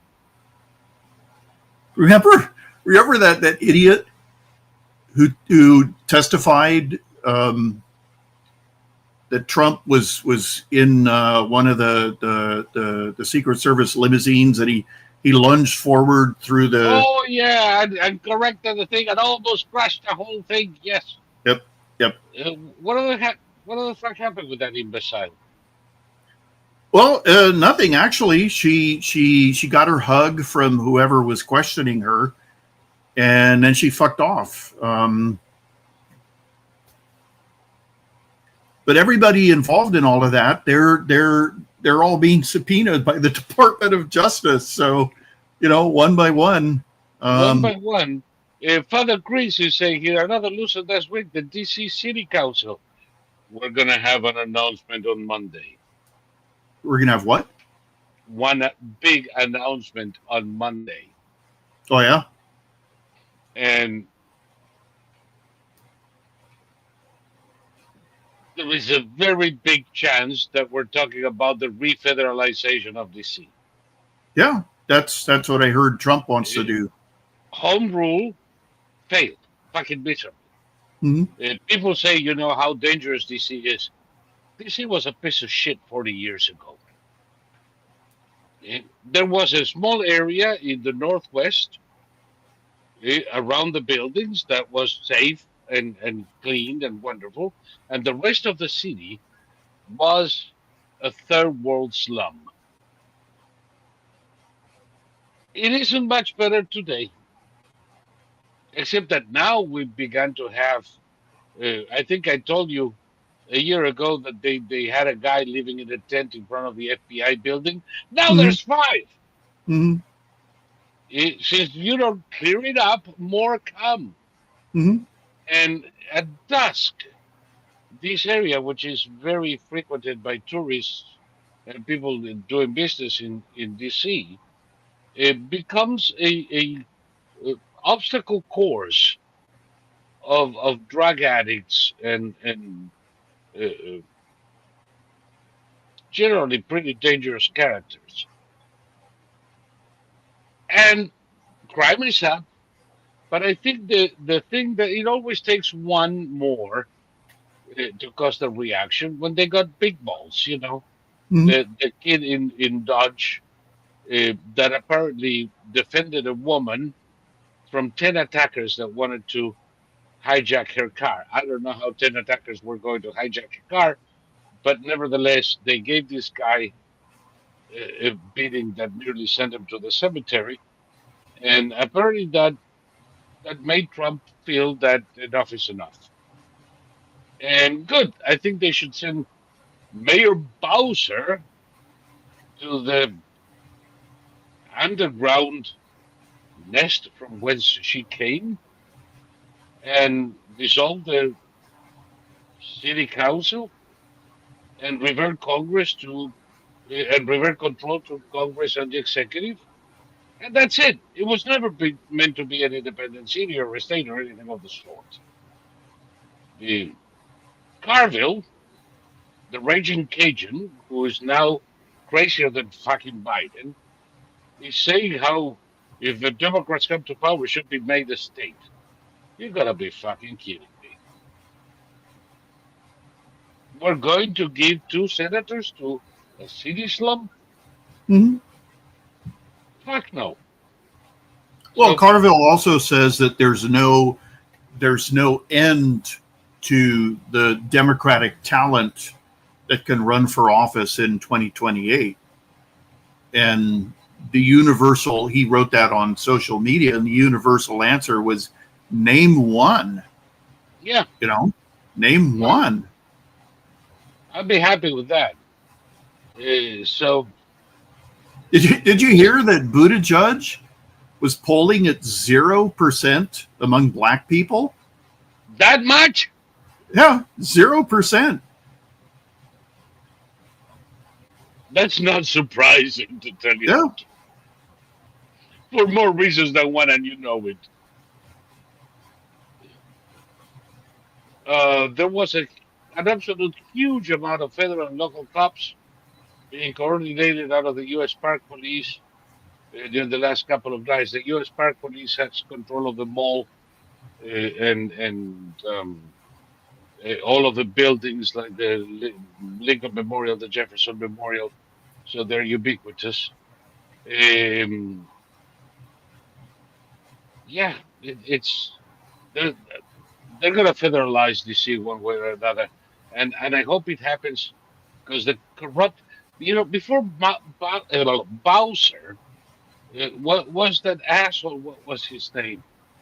That went to jail for cocaine Oh dealing and yeah, use. yeah, I remember. Yeah, he went to jail for smoking crack, and he resigned, and then he came back, and they reelected And him. they elected him again. Uh, It's politics in DC is because anybody who's normal, it doesn't live in DC. no, They live in all of the suburbia, and what's left in DC is left leaves a lot to be desired, to put it mildly. well, I remember So when they had the highest rate of gun homicide. They had the strictest gun laws and the highest rate of gun homicide in the country. mm, Yeah, you don't hear about that anymore. yeah, and movie time blues is EBT cheats. No longer can they buy junk food and soda with EBT. Well, that's not quite true. Don't believe every headline you read. Um, I see it every day. I saw it today. Um, yeah, you can buy soda. And frankly, we have real problems in this country. If people who have an EBT card because they qualify, they're poor.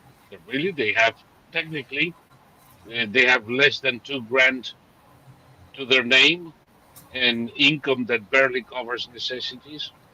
So they get a little help, and usually it's a couple of $100, maybe 250.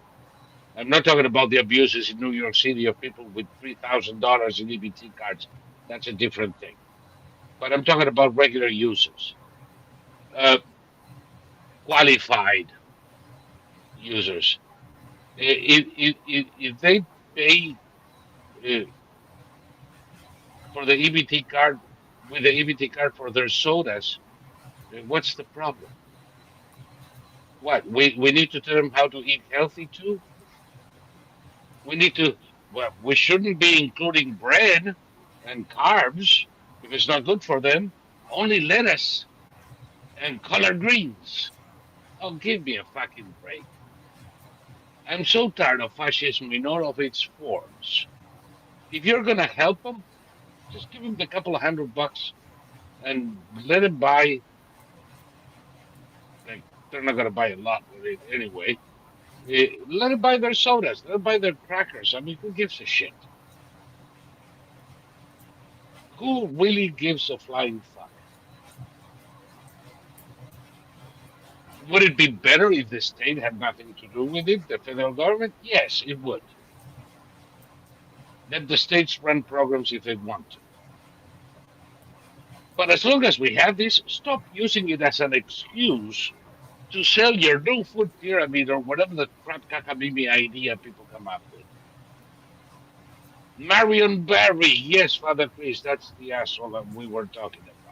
That's right. According to Stephen Smith, he says, Caro, booty judge does not move black people. When asked what he meant, Smith said he would not explain it.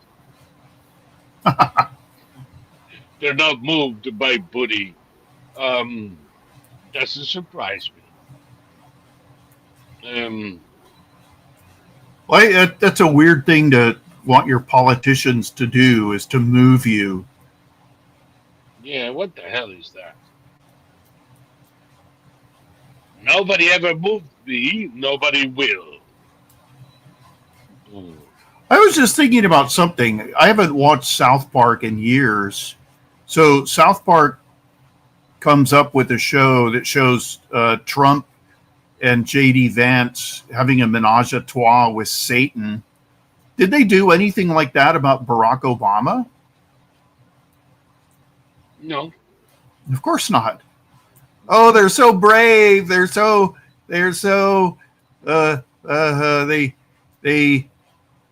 it like it is. Did you ever show Obama in bed with Satan? No? Why not? Why not? Tell me. Close to the truth. Well, Satan may sue for a violation of copyright. No, it's just that they're Californians. They're Californians, and there's a line that they won't go past, despite all their claims to the contrary.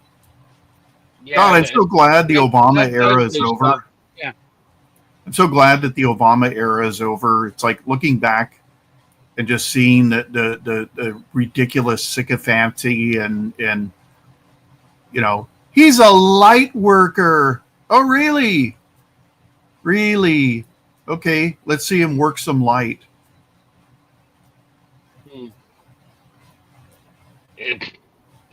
Don't say that again.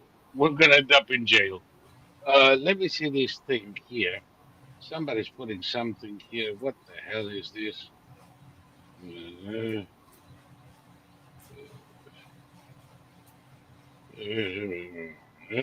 Bullshit.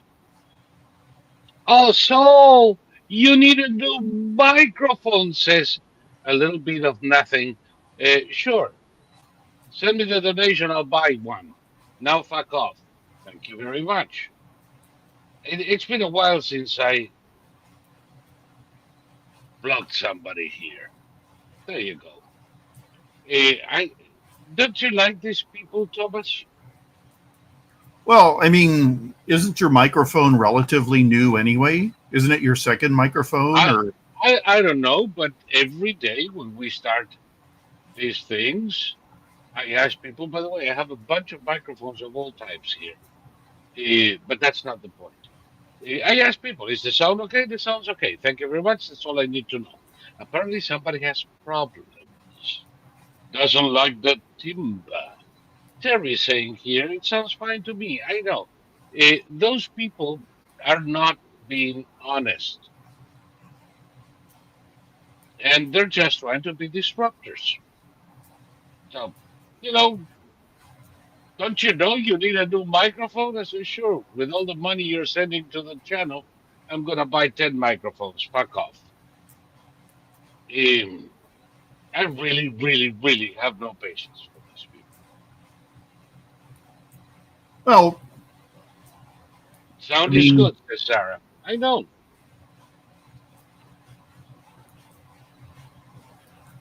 I know I mean, there is a difference between constructive criticism and ball busting. Criticism I accept. Constructive criticism I welcome. Ball busting I can't stand it. Um, well, I never understood even constructive criticism when you're watching, like a podcast or whatever. It's like, hey, I've it's learned, in doing our podcasts, I've learned a lot from constructive criticism, notes I received from viewers. Have you tried doing this? Have you tried doing that? This may help, that might not help. Michael okay. here. Well, that's different from what I was thinking of. What I was thinking of Oh, is somebody like, just out of the blue telling you that you need to do this, that, or the other. And it would never occur to me. I've never sent a single person any sort of constructive criticism because, like, I mean, I don't know. It's just not in me. I know yeah, people like to criticize. but you're thinking more of ball busting than constructive criticism. If somebody likes our show so much, eh, and they have an area of expertise and they want to share it with us to help us make it better, I'm not offended. Yeah, I'm yeah. grateful.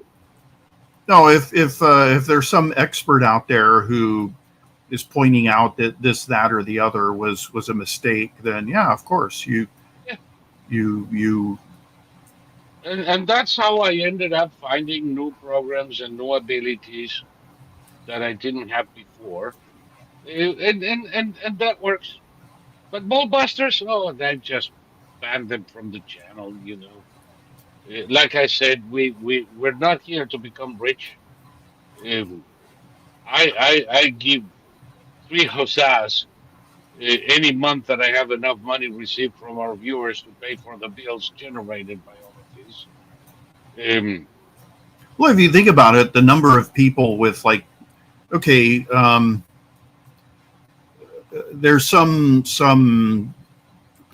podcast that is run by a former Delta Force operator, and he wrote this, or he did a show on this guy named Tim Kennedy, and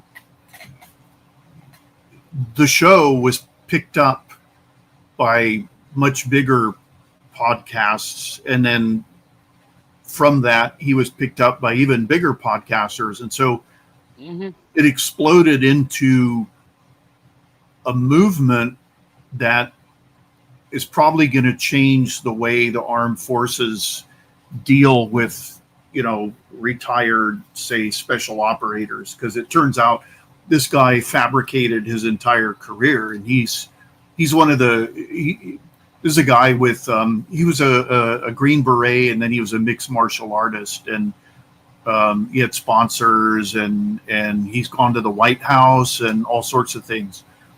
And it turns out he fabricated his entire career. He fabricated awards he got. Yeah, He was never wounded in combat, et a cetera. regular Senator Blumenthal.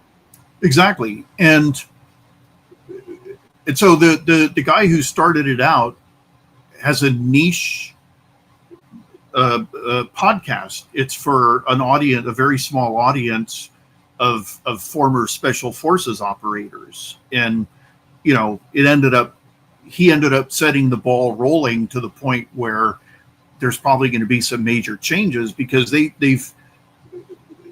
there's a culture of cashing in. Like when bin Laden was killed, I don't know how many SEALs were involved, but like multiple SEALs published books saying, I'm the one who shot bin Laden.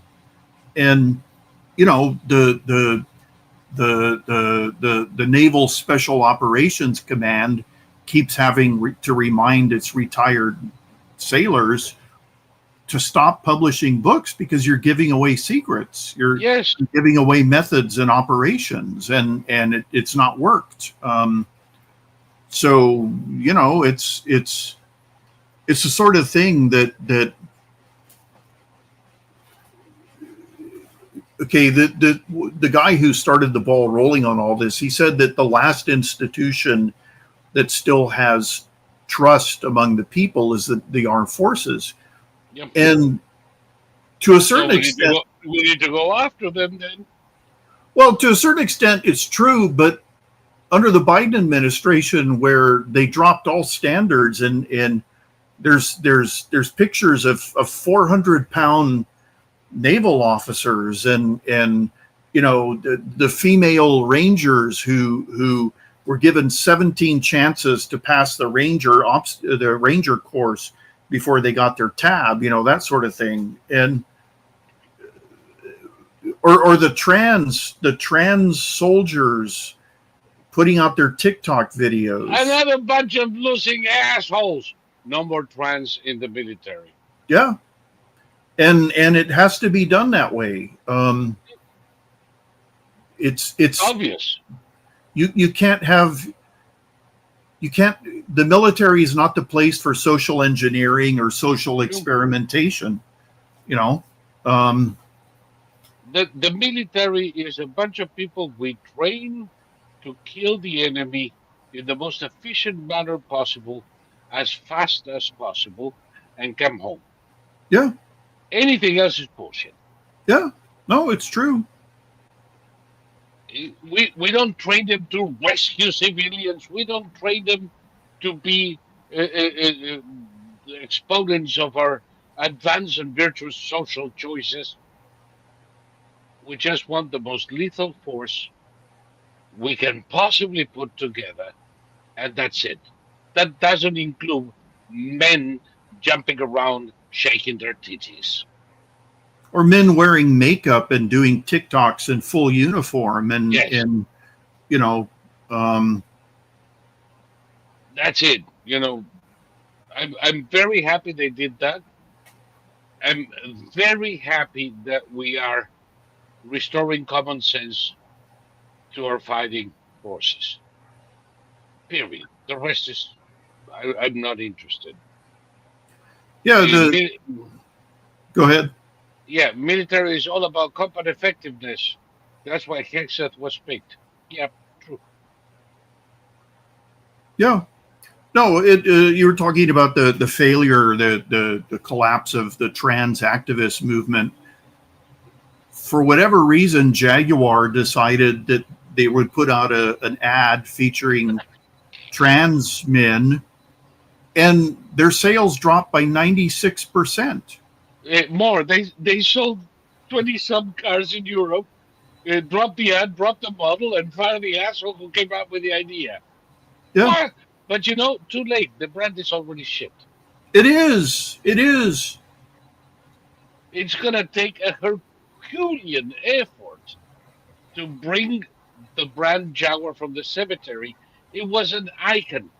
They had it made. All they had to do was produce elegant muscle and let it ride. No, they had to go woke. Idiots.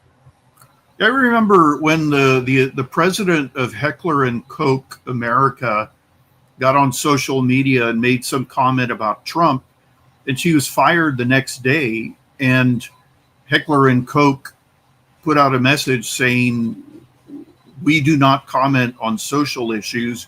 We do not comment on politics. We're here to sell guns." End of story. And she was probably gone as soon as somebody in the company saw that tweet. They got on the phone, and she got a phone call saying, "Okay, clear out your desk. You're out of here." Yep.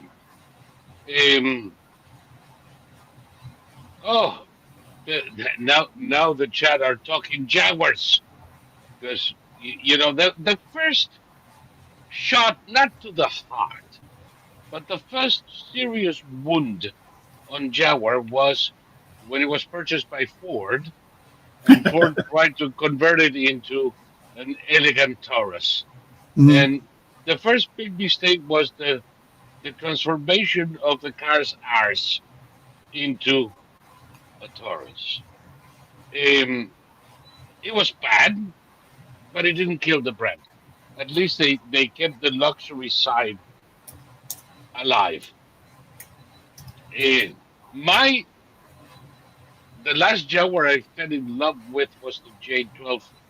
It was a 12-cylinder, nice little cigar-shaped thing with a never-ending front. And the rest of them I don't like much.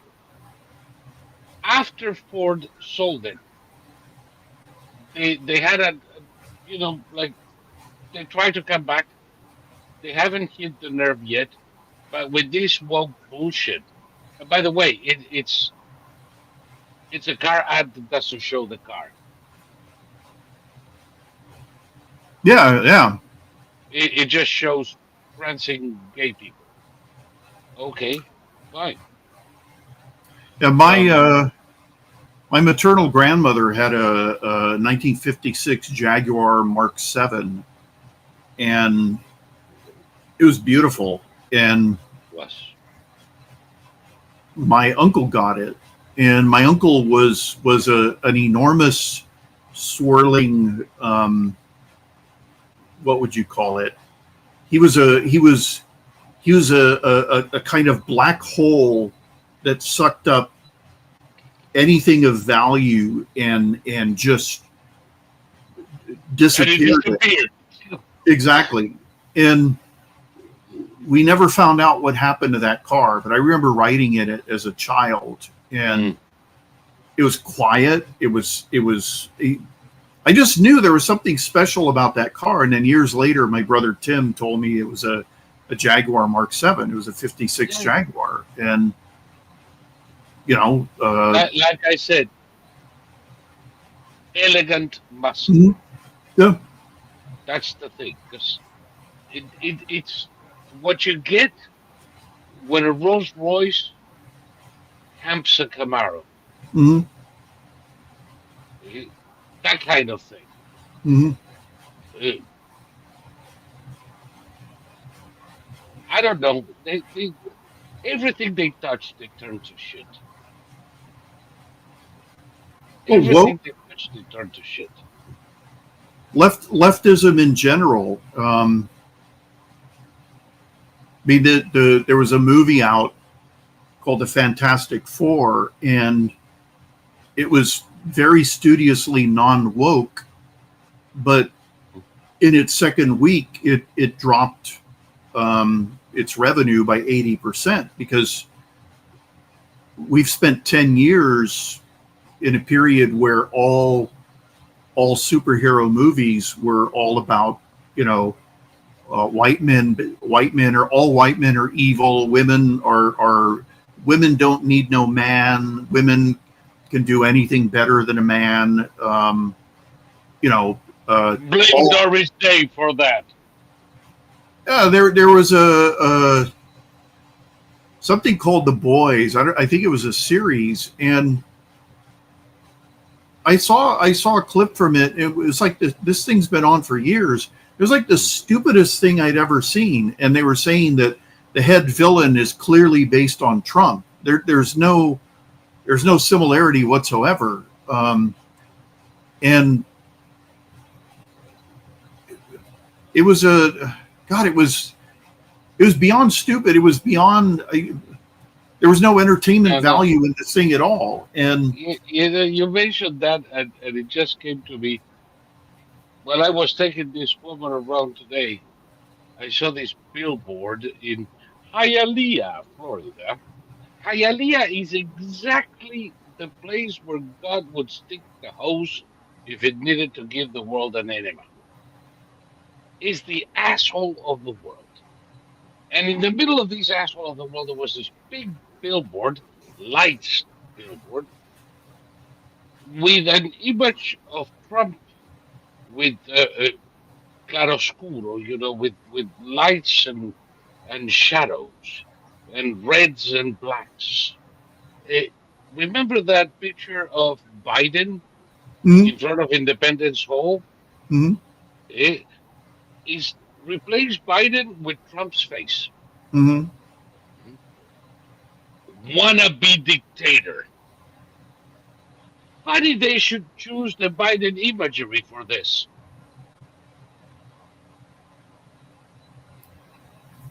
If Trump wants to be a dictator, what's taking him so long?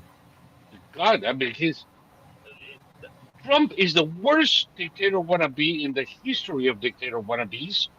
The way that Israel is the worst genocidal state in the history of genocidal states.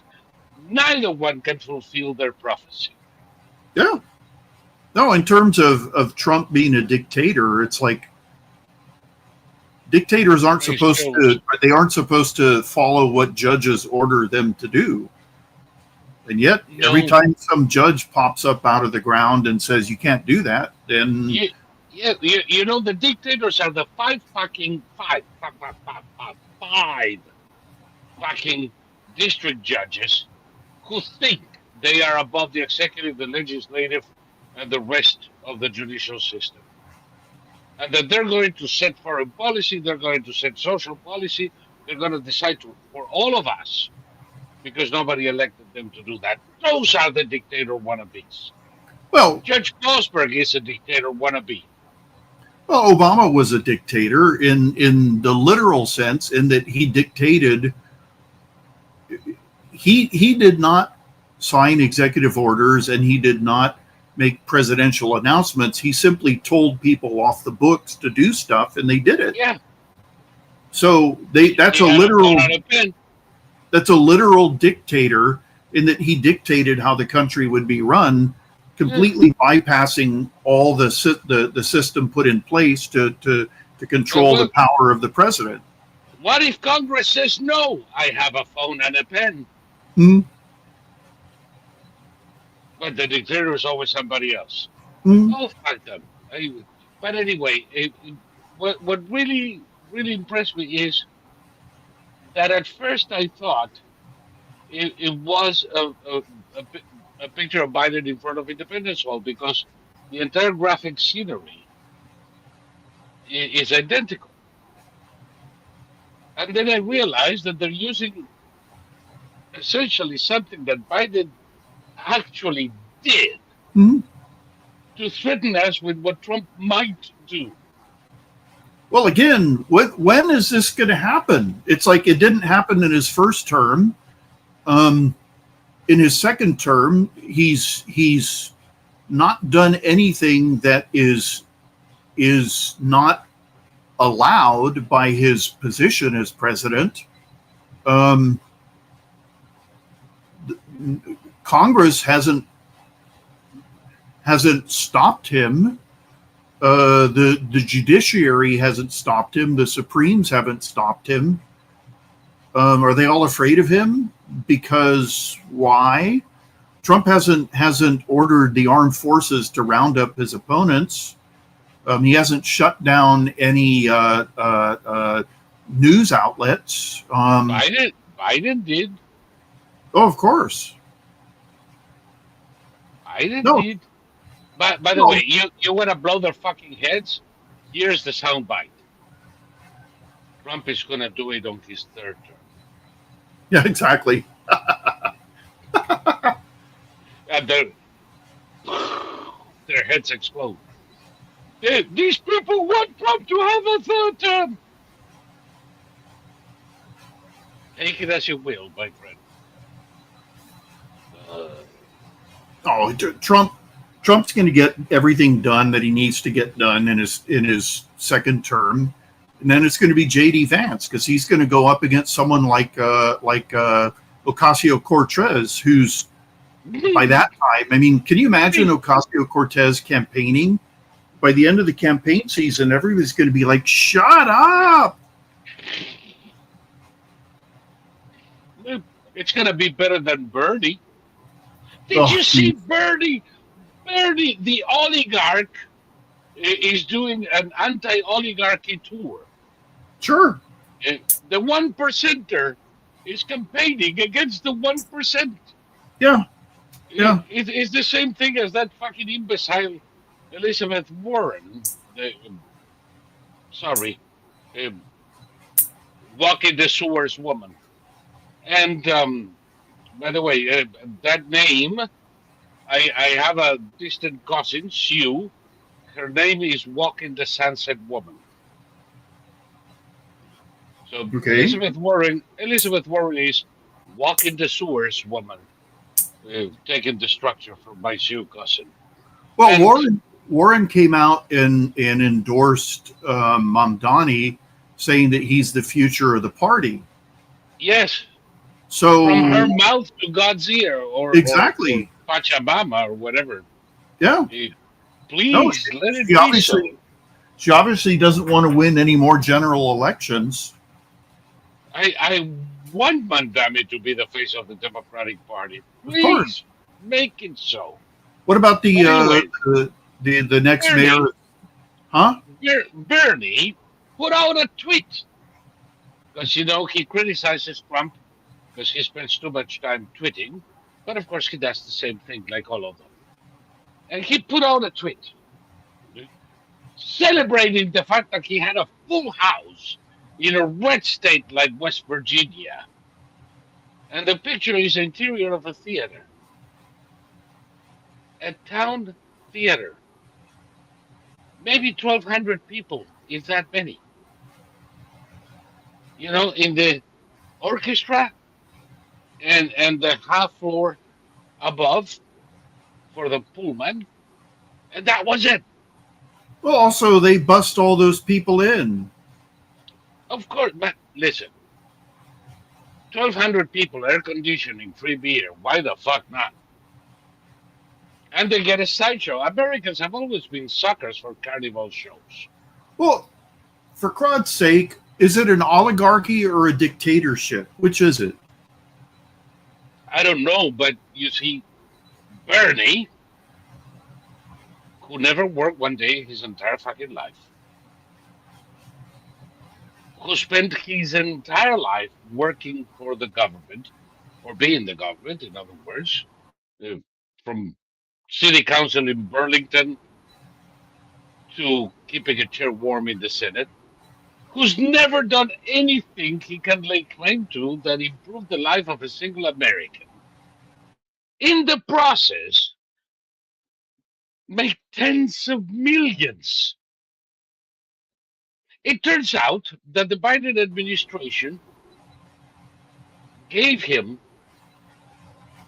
$44 million through a nonprofit, probably to shut the fuck up and get lost. He has three mansions worth several billion dollars each. He is the oligarchy. Well, I mean, he lived with his parents until he was 36 years old without basically his parents supported him. Then he went into government. And he has First, he tried to live in a commune, in a socialist commune, and they kicked his house out because he would never work. It's like the kibbutzim that wouldn't work. First, then he went into government.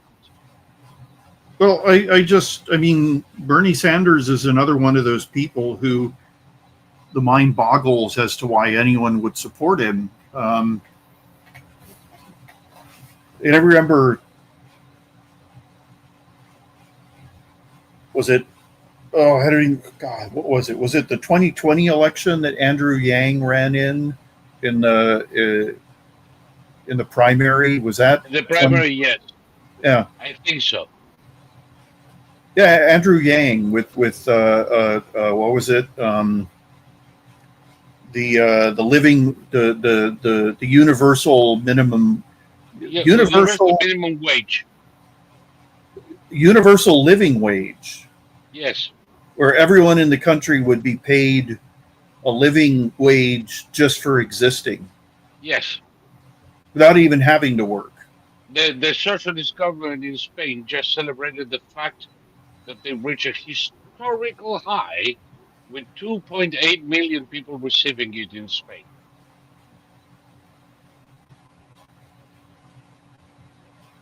How wonderful. Yeah. No, Spain is a country that is filled with first worlders who came from other countries to live in the paradise that is Spain, right? Right? Right? Yep, Right? Brits and Germans. If, and that was true until the broccoli hair arrived. That's what they call him in Spain. And they keep arriving. But yeah, Andy Young, that moron who thinks, by the way, where's that money coming from for the universal living wage? Well, you just tax the rich. Tax the rich.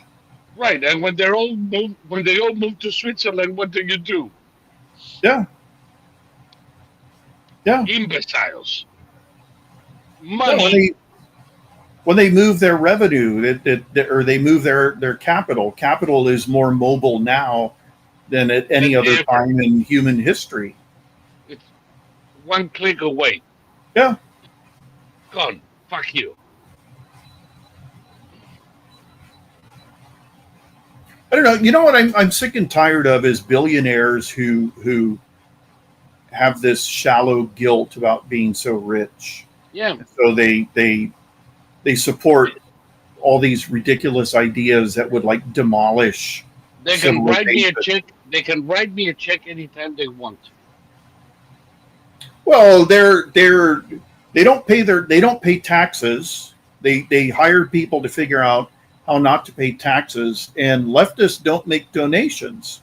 So how guilty are they actually?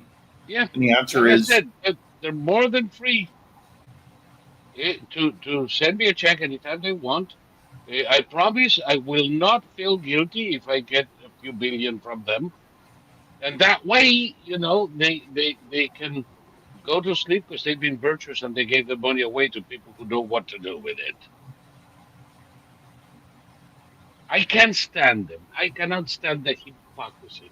I cannot stand Warren Buffett for more than 2 seconds. The well, he's not fuck, only. I mean, he's incredibly dishonest. incredibly dishonest. The most dishonest of them all.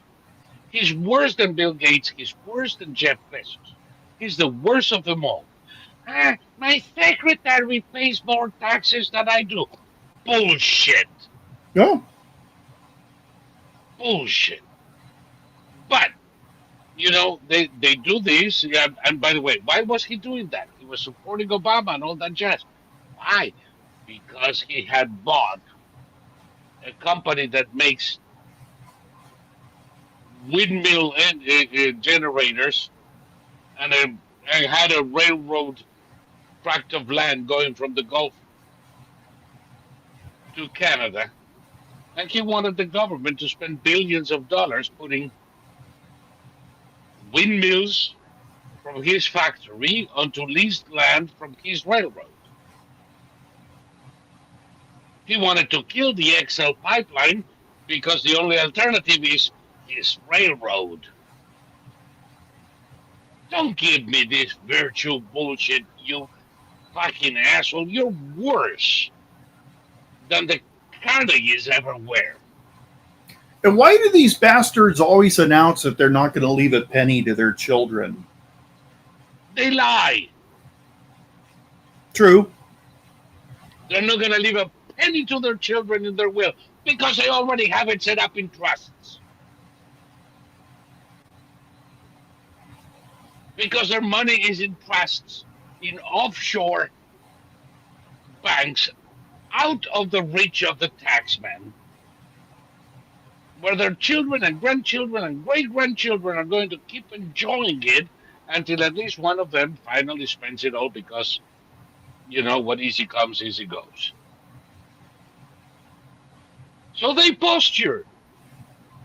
I want to teach my children the value of money. I'm not leaving them a dime. You're not. You already gave it to the trust. Exactly. So it's all lies. You have no idea how many of those trusts I helped set up. Oh, of course, of course. And they want to teach me lessons in Bharara. Go fuck yourself. You know what would be a good lesson? I made a shit ton of money. I made sure that all of my descendants, till the sun stops shining, are gonna be okay. I would consider that virtuous. Of course, of course. I mean, you hear. I remember that Democrats were saying for a long time, if you have two little kids in kindergarten and one kid's going to inherit 100 million and the other kid's going to not inherit anything, how fair is that? And it's like, well, it's absolutely fair. Of course it is. Being in kindergarten next to the kid that's going to inherit 100 million is the other kid's one opportunity to actually make friends to the guy who can change his life and give him employment. Well, also, it's again, fairness has nothing to do with this. It's the concept is devoid of terms like that. It's neither fair nor unfair. It is what it is.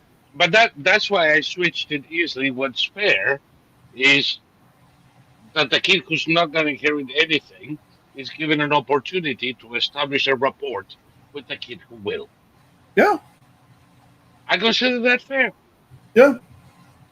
No, the problem with things, we need a fair distribution of wealth. You know what's a fair distribution of wealth? Let everybody keep their own money. Let everybody keep their own money and provide a service in exchange for it. Let the free action of millions of people define the value of things. Mm-hmm. That's fair. Put your finger on the scale, that's not fair. No. It's but fair, all of the bromides of the left. We want a fair taxation. Oh, look, I'm okay. Everybody wants fair taxation. What's fair taxation? Yeah, what is it? The top 5% of our population pays half of the country's income taxes? The top 2%. Wow. How about, we don't want the poor to, this is raising taxes on the poor. Anybody making under $40,000 in this country doesn't pay a fucking dime in taxes.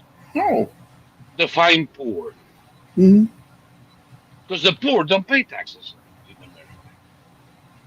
The middle class, I hate the term, by the way, because it's a term invented by communists and used by knaves. The middle class, anybody who's not poor and not a billionaire, pay a small fraction of it. And 2% of the population pay 80% of the taxes. What's fair? You know what's fair? For the rich to pay less. Well, we'd all benefit if the rich paid less. I mean, we honestly would. They wouldn't have to hide the money. They could reinvest it. It could be invested. It could be spent on acquisitions that require jobs to build. Well, I mean, it's amazing. They spend it on luxury items, the things. Who the fuck builds them? Exactly. Exactly. We bought a $1 billion yacht. How many welders and carpenters worked for several years building that shit? It would take 200 people to build $1 billion yacht, probably more, in multiple countries. So you don't want the rich people to buy the yacht. You don't want the worker to actually fucking work. Yep. Oh, why do we need so many cars? What do you have against auto workers? Well, also the bromides of the left hide a profound contempt for people who have to work for a living. Well, of course. I mean, none of the people out there protesting have jobs. I mean, their job is to protest. They're all getting, and this is why these protests are getting smaller and smaller, is because the government tit has been, put in a brazier, so they're not getting the money that they were getting in the past, and so the protests are getting smaller. Yeah, and the more you cut, the oh God,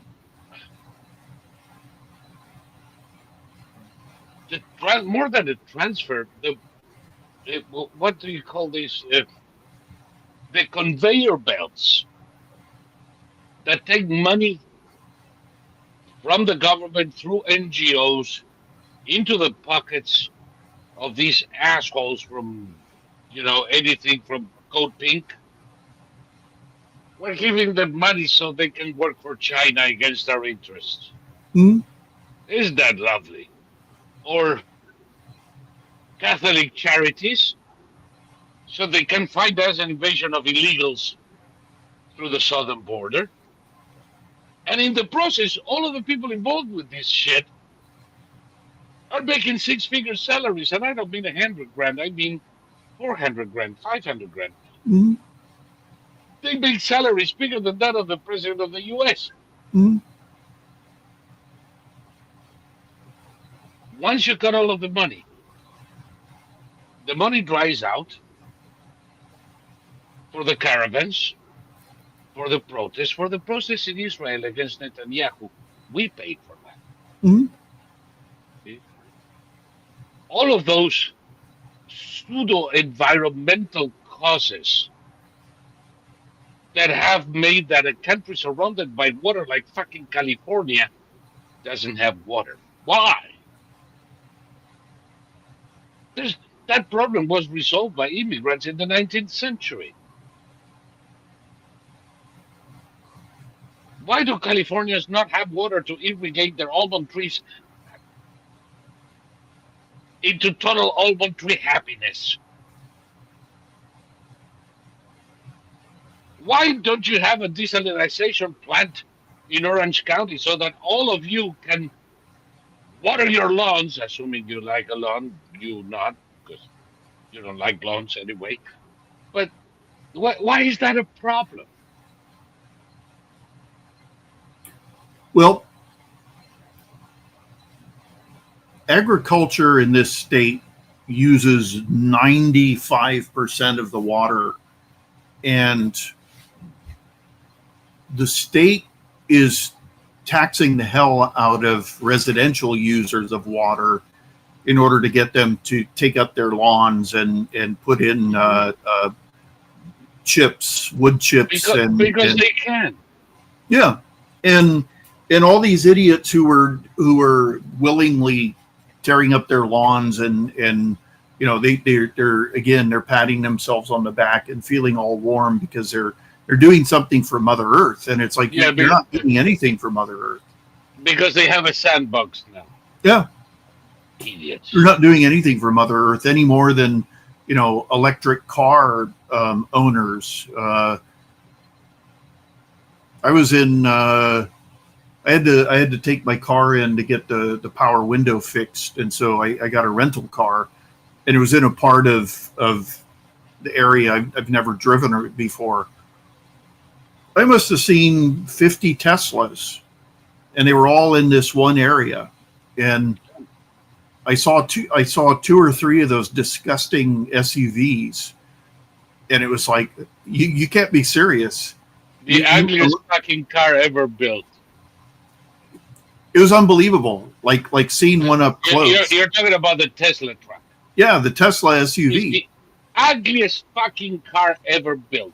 Yeah, and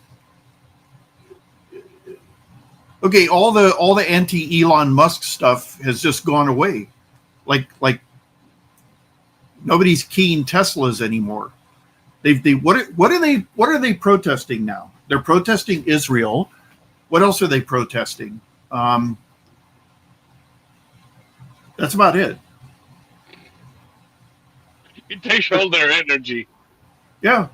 Now that all the government money has been cut off, there are no more protests. They're not protesting anything. No. And by the way, not all the money is cut off. We need to cut off a shit ton more. Oh, yeah, of course. A shit ton more. I'm not kidding.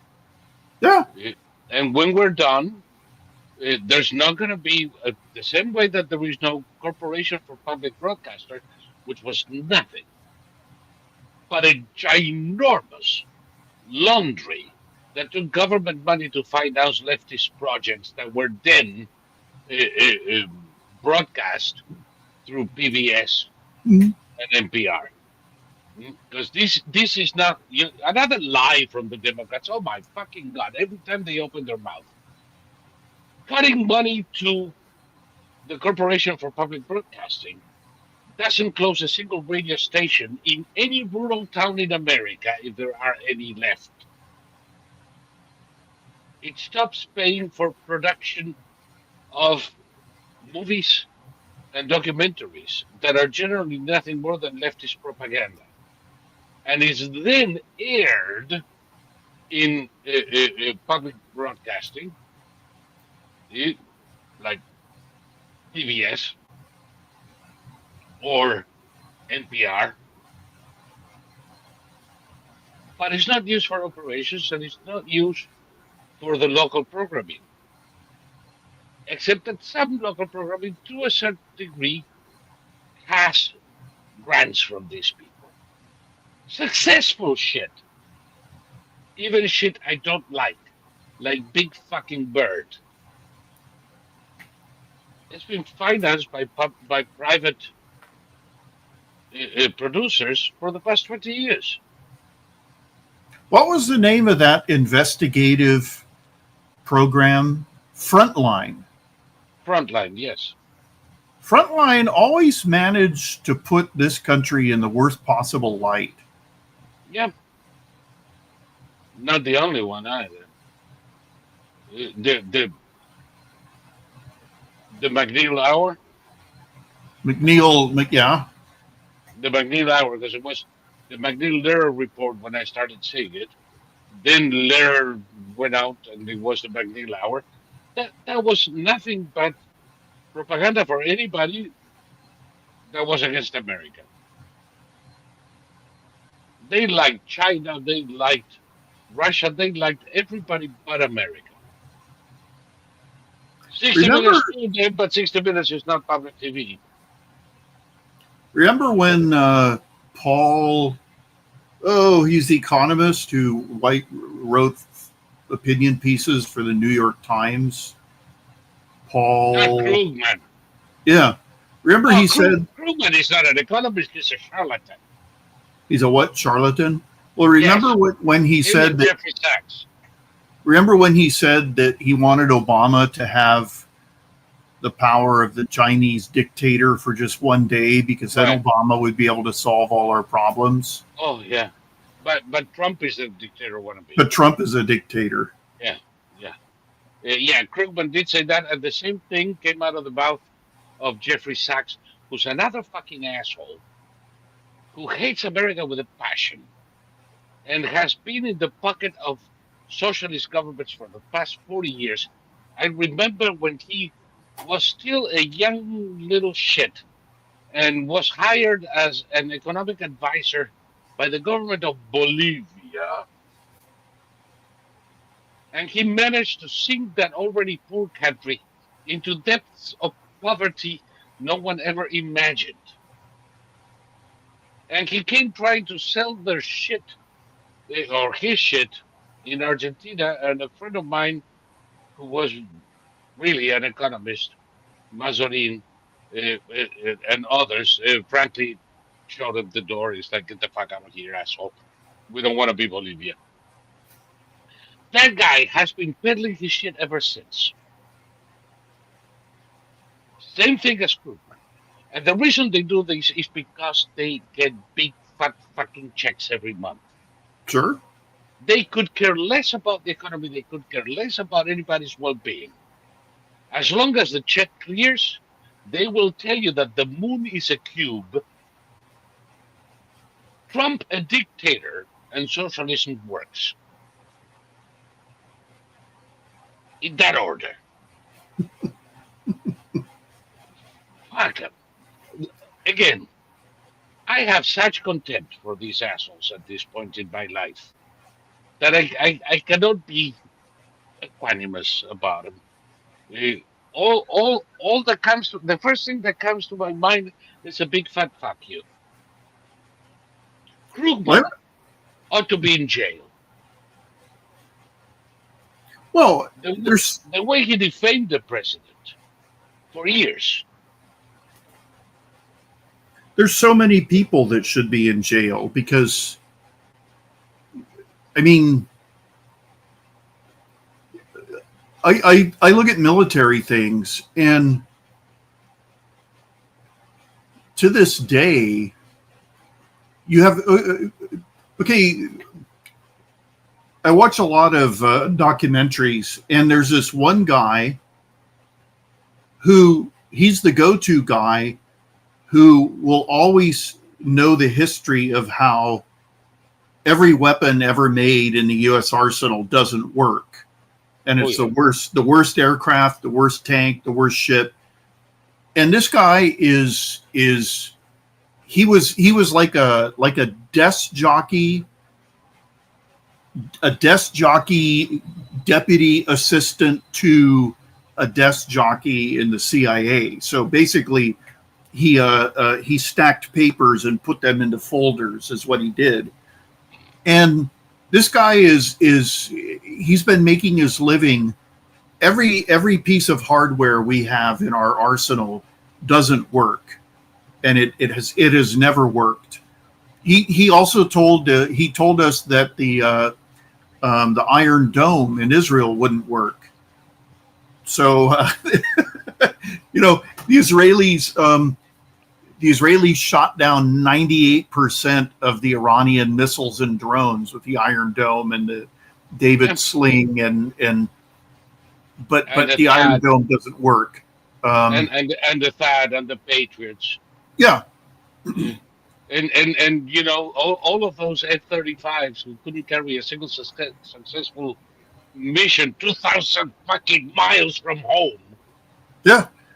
There and back. Or those B-2s that would never fly. It would never fly. They're too expensive to maintain. All that paint washes off. You can't leave them in the rain. By the way, these are all British systems that were made of these planes. Oh yeah, and they could be detected. The one I remember is that the B-2 could be detected by radars built in 1948. Oh yes. And it's like, okay, who's using radars that were built in 1948? Tell me, Mr. Expert. And even if they did, but the thing is, it is obvious that the F-35s and the B-2s can fly into the assholes of Ayatollah Khamenei, and nobody can see them coming. Well, that was proven where the warning that the Iranians got that they were under attack were the explosions. We're going. Here, we're going. Where are you? I don't see you. Yeah, that's the idea, asshole. Yeah. There is not one piece of American equipment that didn't run circles around any of the Russian shit. The anti-aircraft missiles, the SAMs, 200, 300, 400, 500. Yeah. Nothing. Yeah. Oh, the Ochininka, Pococonca, missile. Nobody can stop. We can destroy the world from Moscow. I press a button. It goes. Some were downed by Ukrainians with shoulder-fired Stingers on motorcycles. Yeah. Some were taken down by Patriot missiles. Some were taken down by automatic cannons. 30-year-old Patriot missiles. Yeah. Not the new ones. Yeah. So, and where's the prowess of the Su-25 and the Su-35 and the Su-57? Nobody saw it. It's so good. It's so fucking good a plane that nobody ever saw it.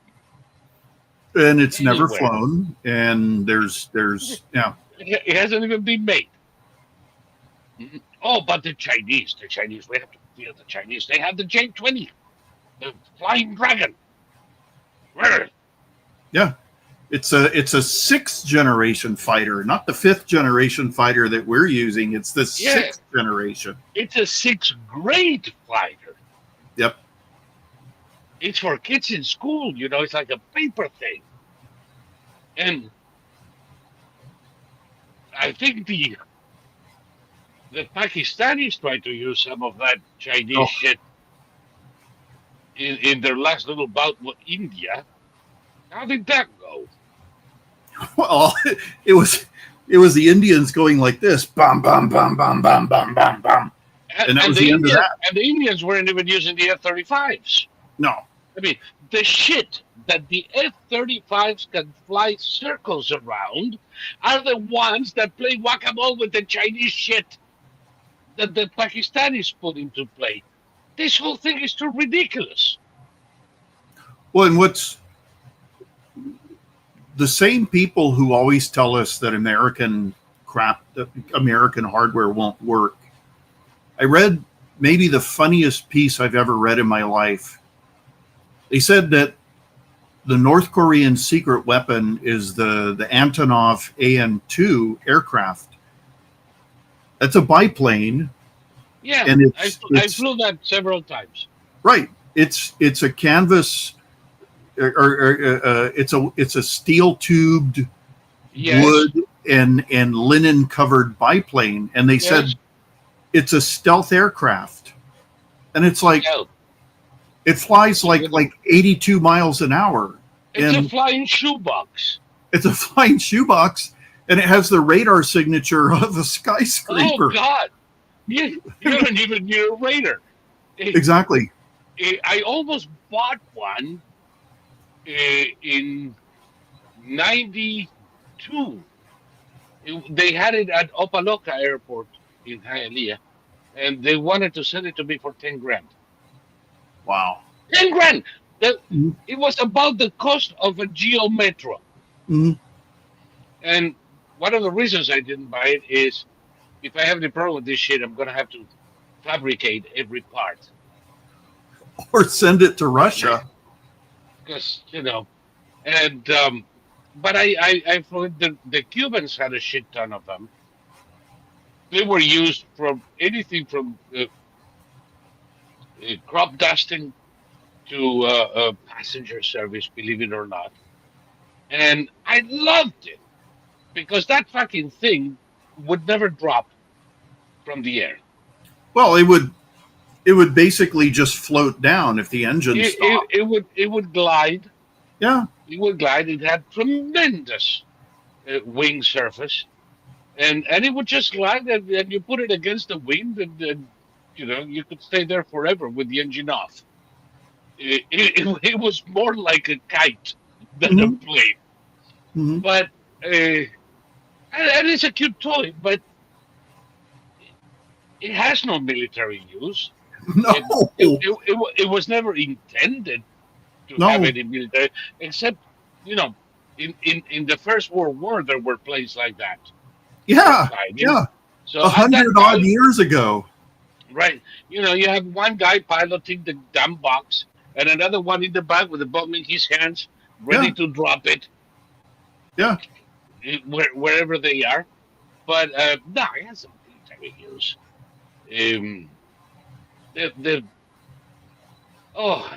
There was an Antonov, an AN-27, 50-passenger turboprop. That was amazing. That was another thing that you could literally be stationary. If you put the nose to the wind and the speed of the engines just right, you could just float in there waiting for clearance to land instead of circling around the airport. It was pretty cool. But those are useless for any kind of military purpose, period. End of story. Yeah. And to hear Western writers try and convince people that it's the North Korean secret weapon that we're totally unprepared for. I mean, you could shoot those out of the sky with rifles. It would be a death trap. A fleet of AN-2s trying to fly into South Korea. I mean, my God. You can probably drop them with bow and arrows. Well, the North Koreans arrows. The North Koreans still use these armored personnel carriers that were converted into anti-aircraft cannons. Yeah. And it's got a Gatling gun on it, and the whole body of the armored personnel carrier is filled with ammunition. Yeah. And so one of those vehicles could take out the entire fleet of Antonov biplanes, because they literally fly at like almost walking speed. Yeah, the problem is that if you have an army at the DMZ and they see the flying squadron of Antonov's twos, there is a possibility that they will die laughing. Yeah. You know, and the North Koreans will conquer because everybody will be rolling on the ground holding their bellies. Yeah. No, it's like, okay, the Russians took 12,000 North Koreans and they're all gone. They're all either dead or wounded. And the reason they're all either dead or wounded was because the North Koreans, they couldn't communicate with the Russians. They refused to take orders from the Russians. Yep. And their way of fighting was to simply get up out of their trenches and run across open ground toward the Ukrainians. Yep. And the Ukrainians would just go. It was great practice for them. Yep. They honed their gunning. Marksmanship, yeah. Oh, you know. And the only thing that the North Koreans can contribute is parasites. Yeah. If they vomit on the enemy, they can make it sick. That's about it. If the Russian Army, Air Force, and Navy were but a bad joke, as when we said it the first time, Thomas, everybody laughed. People would say, "Are you serious?" Well, I hope now they realize not only we were serious, we were fucking right. They're a joke. They're one of the biggest propaganda successes in the history of the planet to convince us that these fuckers could actually do anything other than get drunk and die. The Chinese are no better. I would argue that they're probably worse. Yeah, well, the North Koreans are far worse than both. Yeah. They are a sad fucking joke. Pakistan could take on North Korea and win. El Salvador, Bolivia. We sent Bukele over there, and we end up with all the North Koreans in some kind of jail. Yeah. Or gangsters. That's another one. The Salvadorans changed their constitution. And now they allow re-election for as long as the people want to re-elect. Yeah. So he's going to be there for the rest of his life. Or not. But for as long as the Salvadorans want him to be there. What is the term limit for a prime minister of France? Of France? Yes. I don't know. There is no term limit. How about there are elections every 7 years, and as long as they get re-elected, they can keep going? How about Spain? Probably no term limits. No. How about England? I know there's no Germany? Term. Yep. Denmark? Yep. So all of a sudden, all of fucking Europe have systems of government where parliamentary governments, France with a little presidential bent, and the president in France cannot be elected more than twice because they hate the Americans, but they copy the Americans. But the prime minister can be re-elected ad infinitum. Some have been in power for 20 years. Mm. Our parliaments renewed every 2 years. We can have the same people for the next 100 years for as long as they leave. But if El Salvador does it, they're a dictatorship.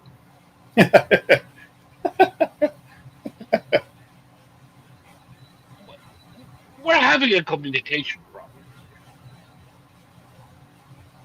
here. Well, we have to get to the point where we ignore everything Europe says, because Europe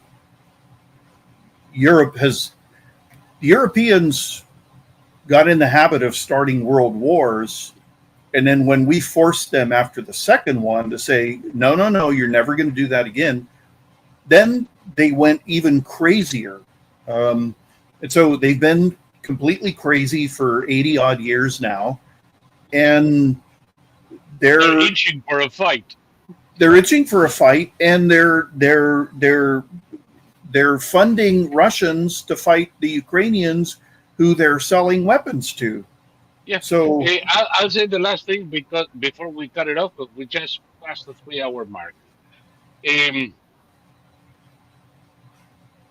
President Trump is going to impose additional tariffs on China, on India, for buying oil from Russia. He should impose the tariffs on Germany. Mm-hmm. Because the oil that the Indians are buying from Russia is refined in India and sold to Germany as refined products. Germany is today buying more oil from Russia than before the Ukrainian invasion. And the fuckers are getting away with it. Sure. And bypassing sanctions by buying it through India. Enough is enough. Please, somebody, just say the truth for once. Well, this is why Americans have come to realize that, the Russo-Ukrainian war is a European shindig. If we're going to be the only people who take it seriously, then I'll be right back. You continue with this. Okay. No, we're being required to help the Ukrainians very much, and yet the people who were making that requirement are the ones who are funding the war by buying oil and gas from the Russians. And it's not just the Germans; it's other countries too. All these people who are talking about the morality of helping out the Ukrainians are funding the war in perpetuity by allowing the Russians to continue. And if the Germans, if all of Europe honestly did stop buying oil and gas from Russia, this thing would end in fairly short order. But this is how Europeans are. Europeans criticize us for our law enforcement. If you're in Europe, you better get down on your knees and pray to God every single night that you don't end up in the hands of any European police force. When I lived in Norway is, they're the most moral people on the planet, and their police, when I lived there, when they question you, they would hit you on the kidneys with a telephone book because it doesn't leave any marks. And if you've ever been hit in the kidneys, you know how much it hurts. So that's Norwegian police. We were told, whatever you do not run afoul of the Norwegian police, or the German police, or the French police, who in the 1960s fielded a death squad. Yeah, the Spanish police are a joke. The Italians will probably invite you for a glass of wine. The French, the Germans, these people don't joke. Well, remember when the Brits accidentally killed a Brazilian who they thought was a suicide bomber. So they plainclothes officers started chasing him, and he didn't know what was going on. And they chased him onto the subway train, and then some guy put like 8 rounds into his head. And then later on, they said, "Oh, it's a big mistake." Yeah. Oops. Yeah, but shit happens, But no, they are. You were talking about the money. Spain this year bought $2 billion in gas from the Russians. Germany, as I said, is buying more gas and oil from the Russians than before the invasion. France is buying gas from the Russians. Italy is buying gas from the Russians. But they all complain about Hungary because Hungary doesn't want to Boycott. participate in the boycott. In other words, they're the only ones who are not lying. Exactly. You see, the problem with Hungary is not that it's buying oil or gas from the Russian, because all of them are doing it. The problem with Hungary is that it refuses to lie about it. It's a fine point that people need to begin to distinguish. Well, all you have to do is just never put a Ukrainian flag by your name. Never fall for the whole idea that this is morality, this is immorality. The Russians are wholly immoral. They commit war crimes as a matter of policy. And if you're going to support a side in this war, of course you support the Ukrainians, but you have to be aware that there's massive dishonesty involved in this conflict. Of course. And this conflict, the Europeans threw the Ukrainians to the wolves. And the only reason Ukraine didn't fall was because Donald Trump had given them Javelin missiles during his first term. And it was the Javelin missile that they wrote songs about that prevented Ukraine from falling. They blew everything up with Javelin missiles. And there is one more thing, because all the Javelin missiles in the world would not have served any purpose without the willingness to use them. Exactly. The first thing that the Ukrainians had in their favor, and this is something that we realized earlier, and I observed it. I mean, I always thought that if the Russians couldn't take on Kyiv and win the war in 3 days, they were going to lose it. Yeah. We said that from the very beginning. Not because Ukraine was going to do anything, but because the Russians did not have the logistics, the army, the training, the equipment to do a long-term the competence. War. They didn't have the competence. Zero. General Gerasimov was absolutely wonderful to plan military parades in the Red Square, but that was about fucking it. And when he wrote the manual, so to speak, for the Russian army, and he's the one who wrote in 2012, I think it was, the new strategic policy stance of the Russian army. He said, there is no fucking way we can win a war. We need to develop asymmetric warfare capabilities. That's what he came up with the Internet Research Agency on Komsomolsky Prospect and all the hacking and all the shit which they still use. Because he figured that the only wars they could win were wars of information.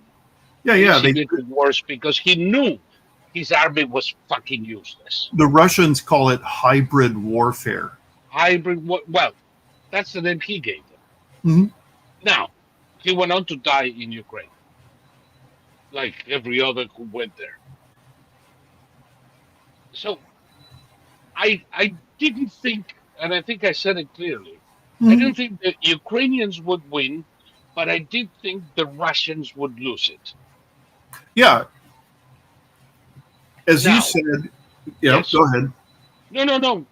I was going to Dialogue. say it was the will of the Ukrainians that to use the javelins, but without the javelins and without European help. I mean, Long term, you're absolutely right. But it all started when Biden, who gave, mhm, as a matter of fact, I think I have it here. yeah, he gave Russia permission to go in. Yes, only if it is a short incursion, you know. Son of a bitch. Let me see this thing. Oh, there we are. How do we get to the place where, Putin decides he's going to just invade Russia? Nothing like this has happened since World War II. Putin invades Russia? Yes. That was our president. I'm looking for a particular one, but by the way, how did we get to the point that Putin invades Russia? It hasn't happened since World War II. What a fucking genius! Yeah. And Yeah, they're Putin. still trying. They're still trying to sell the little shit. If it invades, and it depends on what it does. It's one thing if it's a minor incursion and then we end up having a fight about what to do and not do, etc. But if they actually do what they're capable of doing with the force amassed on the border, it is going to be a disaster for Russia. You like that one? Yeah. Okay. So the thing with this. After this, within a week, the invasion started. No shit, Cheryl. And then the people around this fucker sent an urgent message to Zelensky Mhm, that they had planes ready to take him to safety. mhm, And Zelensky answered, we don't need transportation. We need ammunition. mhm. That's it. Without the javelins, he couldn't have destroyed that column coming in from Belarus. Mhm. But with the javelins, they would have done nothing without that attitude. And they still have it. They still have it. The Ukrainians, the Russians they pride themselves on their hybrid warfare and their maskirovka and all of that. Ukrainians are fighting brilliantly because they always say, "Oh, we're losing. We don't have enough men to fight. We don't have enough weapons to fight. We've run out of this. We've run out of that." They're lying. It's disinformation put out there because they know that the Russians, they suck that stuff up. They know that the Western press sucks that stuff up. And it gives them an advantage because then the Russians always say, "Huh, they don't have enough men. Come on, boys. We can just walk over there and take it." Yeah. And then guess what happens? They become fertilizer. Yes. And the other thing that I said from the beginning is I personally have no love lost for Ukrainians. Of course not. I don't. As a matter of fact, I never quite fucking liked them. Of course. My grandmother had to escape pogroms Mm-hmm. in Chisinau on Odessa. Yeah. So fuck them, but not in ways they like it. I don't care. I know, I understand. I've said it a million times. The guys who did this to my grandmother are long buried, and these were into the fourth generation. I don't visit upon them the sins of their parents, but let's say that, generally speaking, I don't give a fuck about Ukraine. However, there are issues in this war that have nothing to do with Ukraine, with Russia. The nature of the Russian spirit, Dostoevsky and all, or the nature of the Ukrainian ethos, I don't care. What we have here is we either reward aggression In Europe. in Europe, we allow a country that invaded a neighbor, took land by force, kidnapped. I mean, we're talking about 200 hostages in Israel, How about 30,000 in Ukraine? Mm-hmm. What about all the And children who have become Russians and including, I'm talking disappeared? about the children who were kidnapped, taken from their homes, shipped to more or less concentration camps in Russia, where Mm-hmm. they received an education, were re-educated, transforming them into Russians to be sent back to Ukraine to kill their family. That is, by the way, precisely the reason why the international court is issued an arrest warrant for Putin. Mm-hmm. This particular issue. So the war crimes are obscene. But the thing is, do we reward that? Do we allow them to take territory that way? We know they did it in Georgia before. We know we did it with in Chechnya. Do we want them to keep doing that? Who's next? Latvia? Are we going to end up in a full war with Russia because they will never know when to stop? The Russians ultimately believe that NATO will not fight. They believe that they can wage war against NATO piece by piece. Yes. And the next would be the Balkans or the No. Baltics, the Baltics. Baltics. And then after that would be Poland. And Yes. they believe that in the end, NATO will not fight. NATO will conclude that peace is better than war under all circumstances. So, Well, that's the Democrats and the Social Democrats' position. yep. And that's the only reason that not that I support Ukraine, But but that you oppose Russia. I believe that Russia cannot be allowed Yeah. to pull this stunt, because this stunt is going to mean that at one time my son will have to fight them. Yeah. And if people don't understand that, we're royally fucked. Yeah.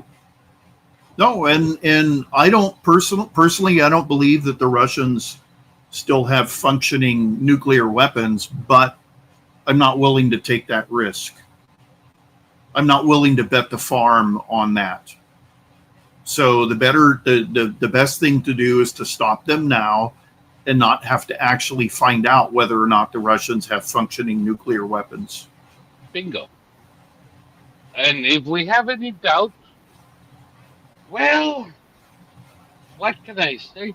We don't have to fire missiles they can see coming 3,000 miles away, but a few B-2s. Mm-hmm. You know, in certain areas near Finland, Mm-hmm. in the Arctic Circle, where we know we have the silos, I think we can destroy those fucking silos before they know a B-2 is nearby. And frankly, if push comes to shove, we need to do it. Yeah. No, think about it. We fooled the world by making a big thing out of the 6 B-2 bombers that were going to fly off to Guam. Remember that? And so the whole world was watching that. 6 in and we had 6 in Diego Garcia too. Yep. And those are the ones that ended up going to do what they did. No. Those didn't do it. While everybody was watching Guam and Diego Garcia, we sent them from Missouri. That's right. That's right. Yep. Like I said, we can do this before they even know. Of course, in order to have to do this, Russian would have to prove intransigent to a point that there is no other solution. I don't think that we need to do this now. I think we can. I don't think we need. Mm-hmm. And I think that with the proper assistance, the Ukrainians can kick the Russians out of Ukraine. Mm-hmm. And as long as the Ukrainians do not then invade, let's say they stop at the border, they don't keep going to Rostov, that will be the end of it. Mm-hmm. And Putin's generals will throw him out of a window. Oops, the dear leader just fell. Yeah. And that will be the end of it. Mm. And then we can shower Russia with praise and aid to bring them back into the family of nations. And that'll be the end of it. But I don't think we can allow Russia to prevail. It Mm-mm. would be a grave mistake, and it will only guarantee a war with Russia further ahead. But that's me. There are people who would say I'm crazy. I just know history. Anyway, it's 3 hours and 20 minutes. We are way over our usual time. So, people, my last appeal, one in the middle of the show, one now. If you're still watching, and I see the numbers here, and there's over 1,000 watching, if you're still watching, it means that you enjoy this, that you like this. Maybe you like what we say. Maybe you like our beards. Maybe you just like to hate us. Whatever the reason, uh, we are an endangered species in that we are people who don't get money from anyone but you. And we really need it. We need to pay our bills. For those in Odyssey, please figure out a way to use our new payment system. Many already have, but we need more. We need to go back to the levels we were before the payment system went to shit. And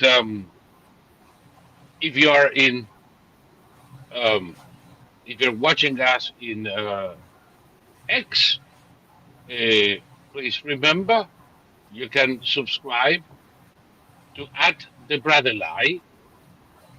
The money goes into this project at the brother lie, and it's only $5 per month. It's a half a Starbucks coffee per month. Not a big deal individually, but collectively it could make a difference. And the other way to do this is quadverum.com/support us. And by supporting us, you help us keep this channel open, the programs that we do here, and the SQV, uh, so that you can have a conversation, really, without interruptions, without trolls, without bots, without advertising, without all of those fucking assholes repeating the same shit over and over again, without somebody telling you that, so and so says the same thing, he's brilliant. And he's like a financial advisor with 400 followers. Sure, follow that. Follow his advice too. Uh, so please do. Terry, I'm back. Subscribe to SQB and try to work QVTV. It'll work. Tomorrow, we're gonna have a quad meet at 10:30 p.m. In the quad meet, we can talk a little bit longer about how to resolve those issues. And with that, I'm all done. Thank you very much. And Thomas, do you have a last word for us?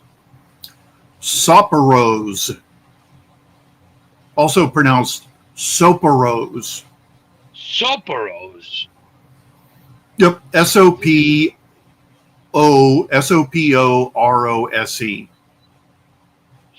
Soporose. Yes. Well, the only thing that comes to my mind is Sapporo, which, as you well know, is a completely different thing. But Soporos, you know it, pass it along, and I'll see you guys tomorrow at what meet. Yeah, all have a good night. Good night, Thomas, and thank you so much.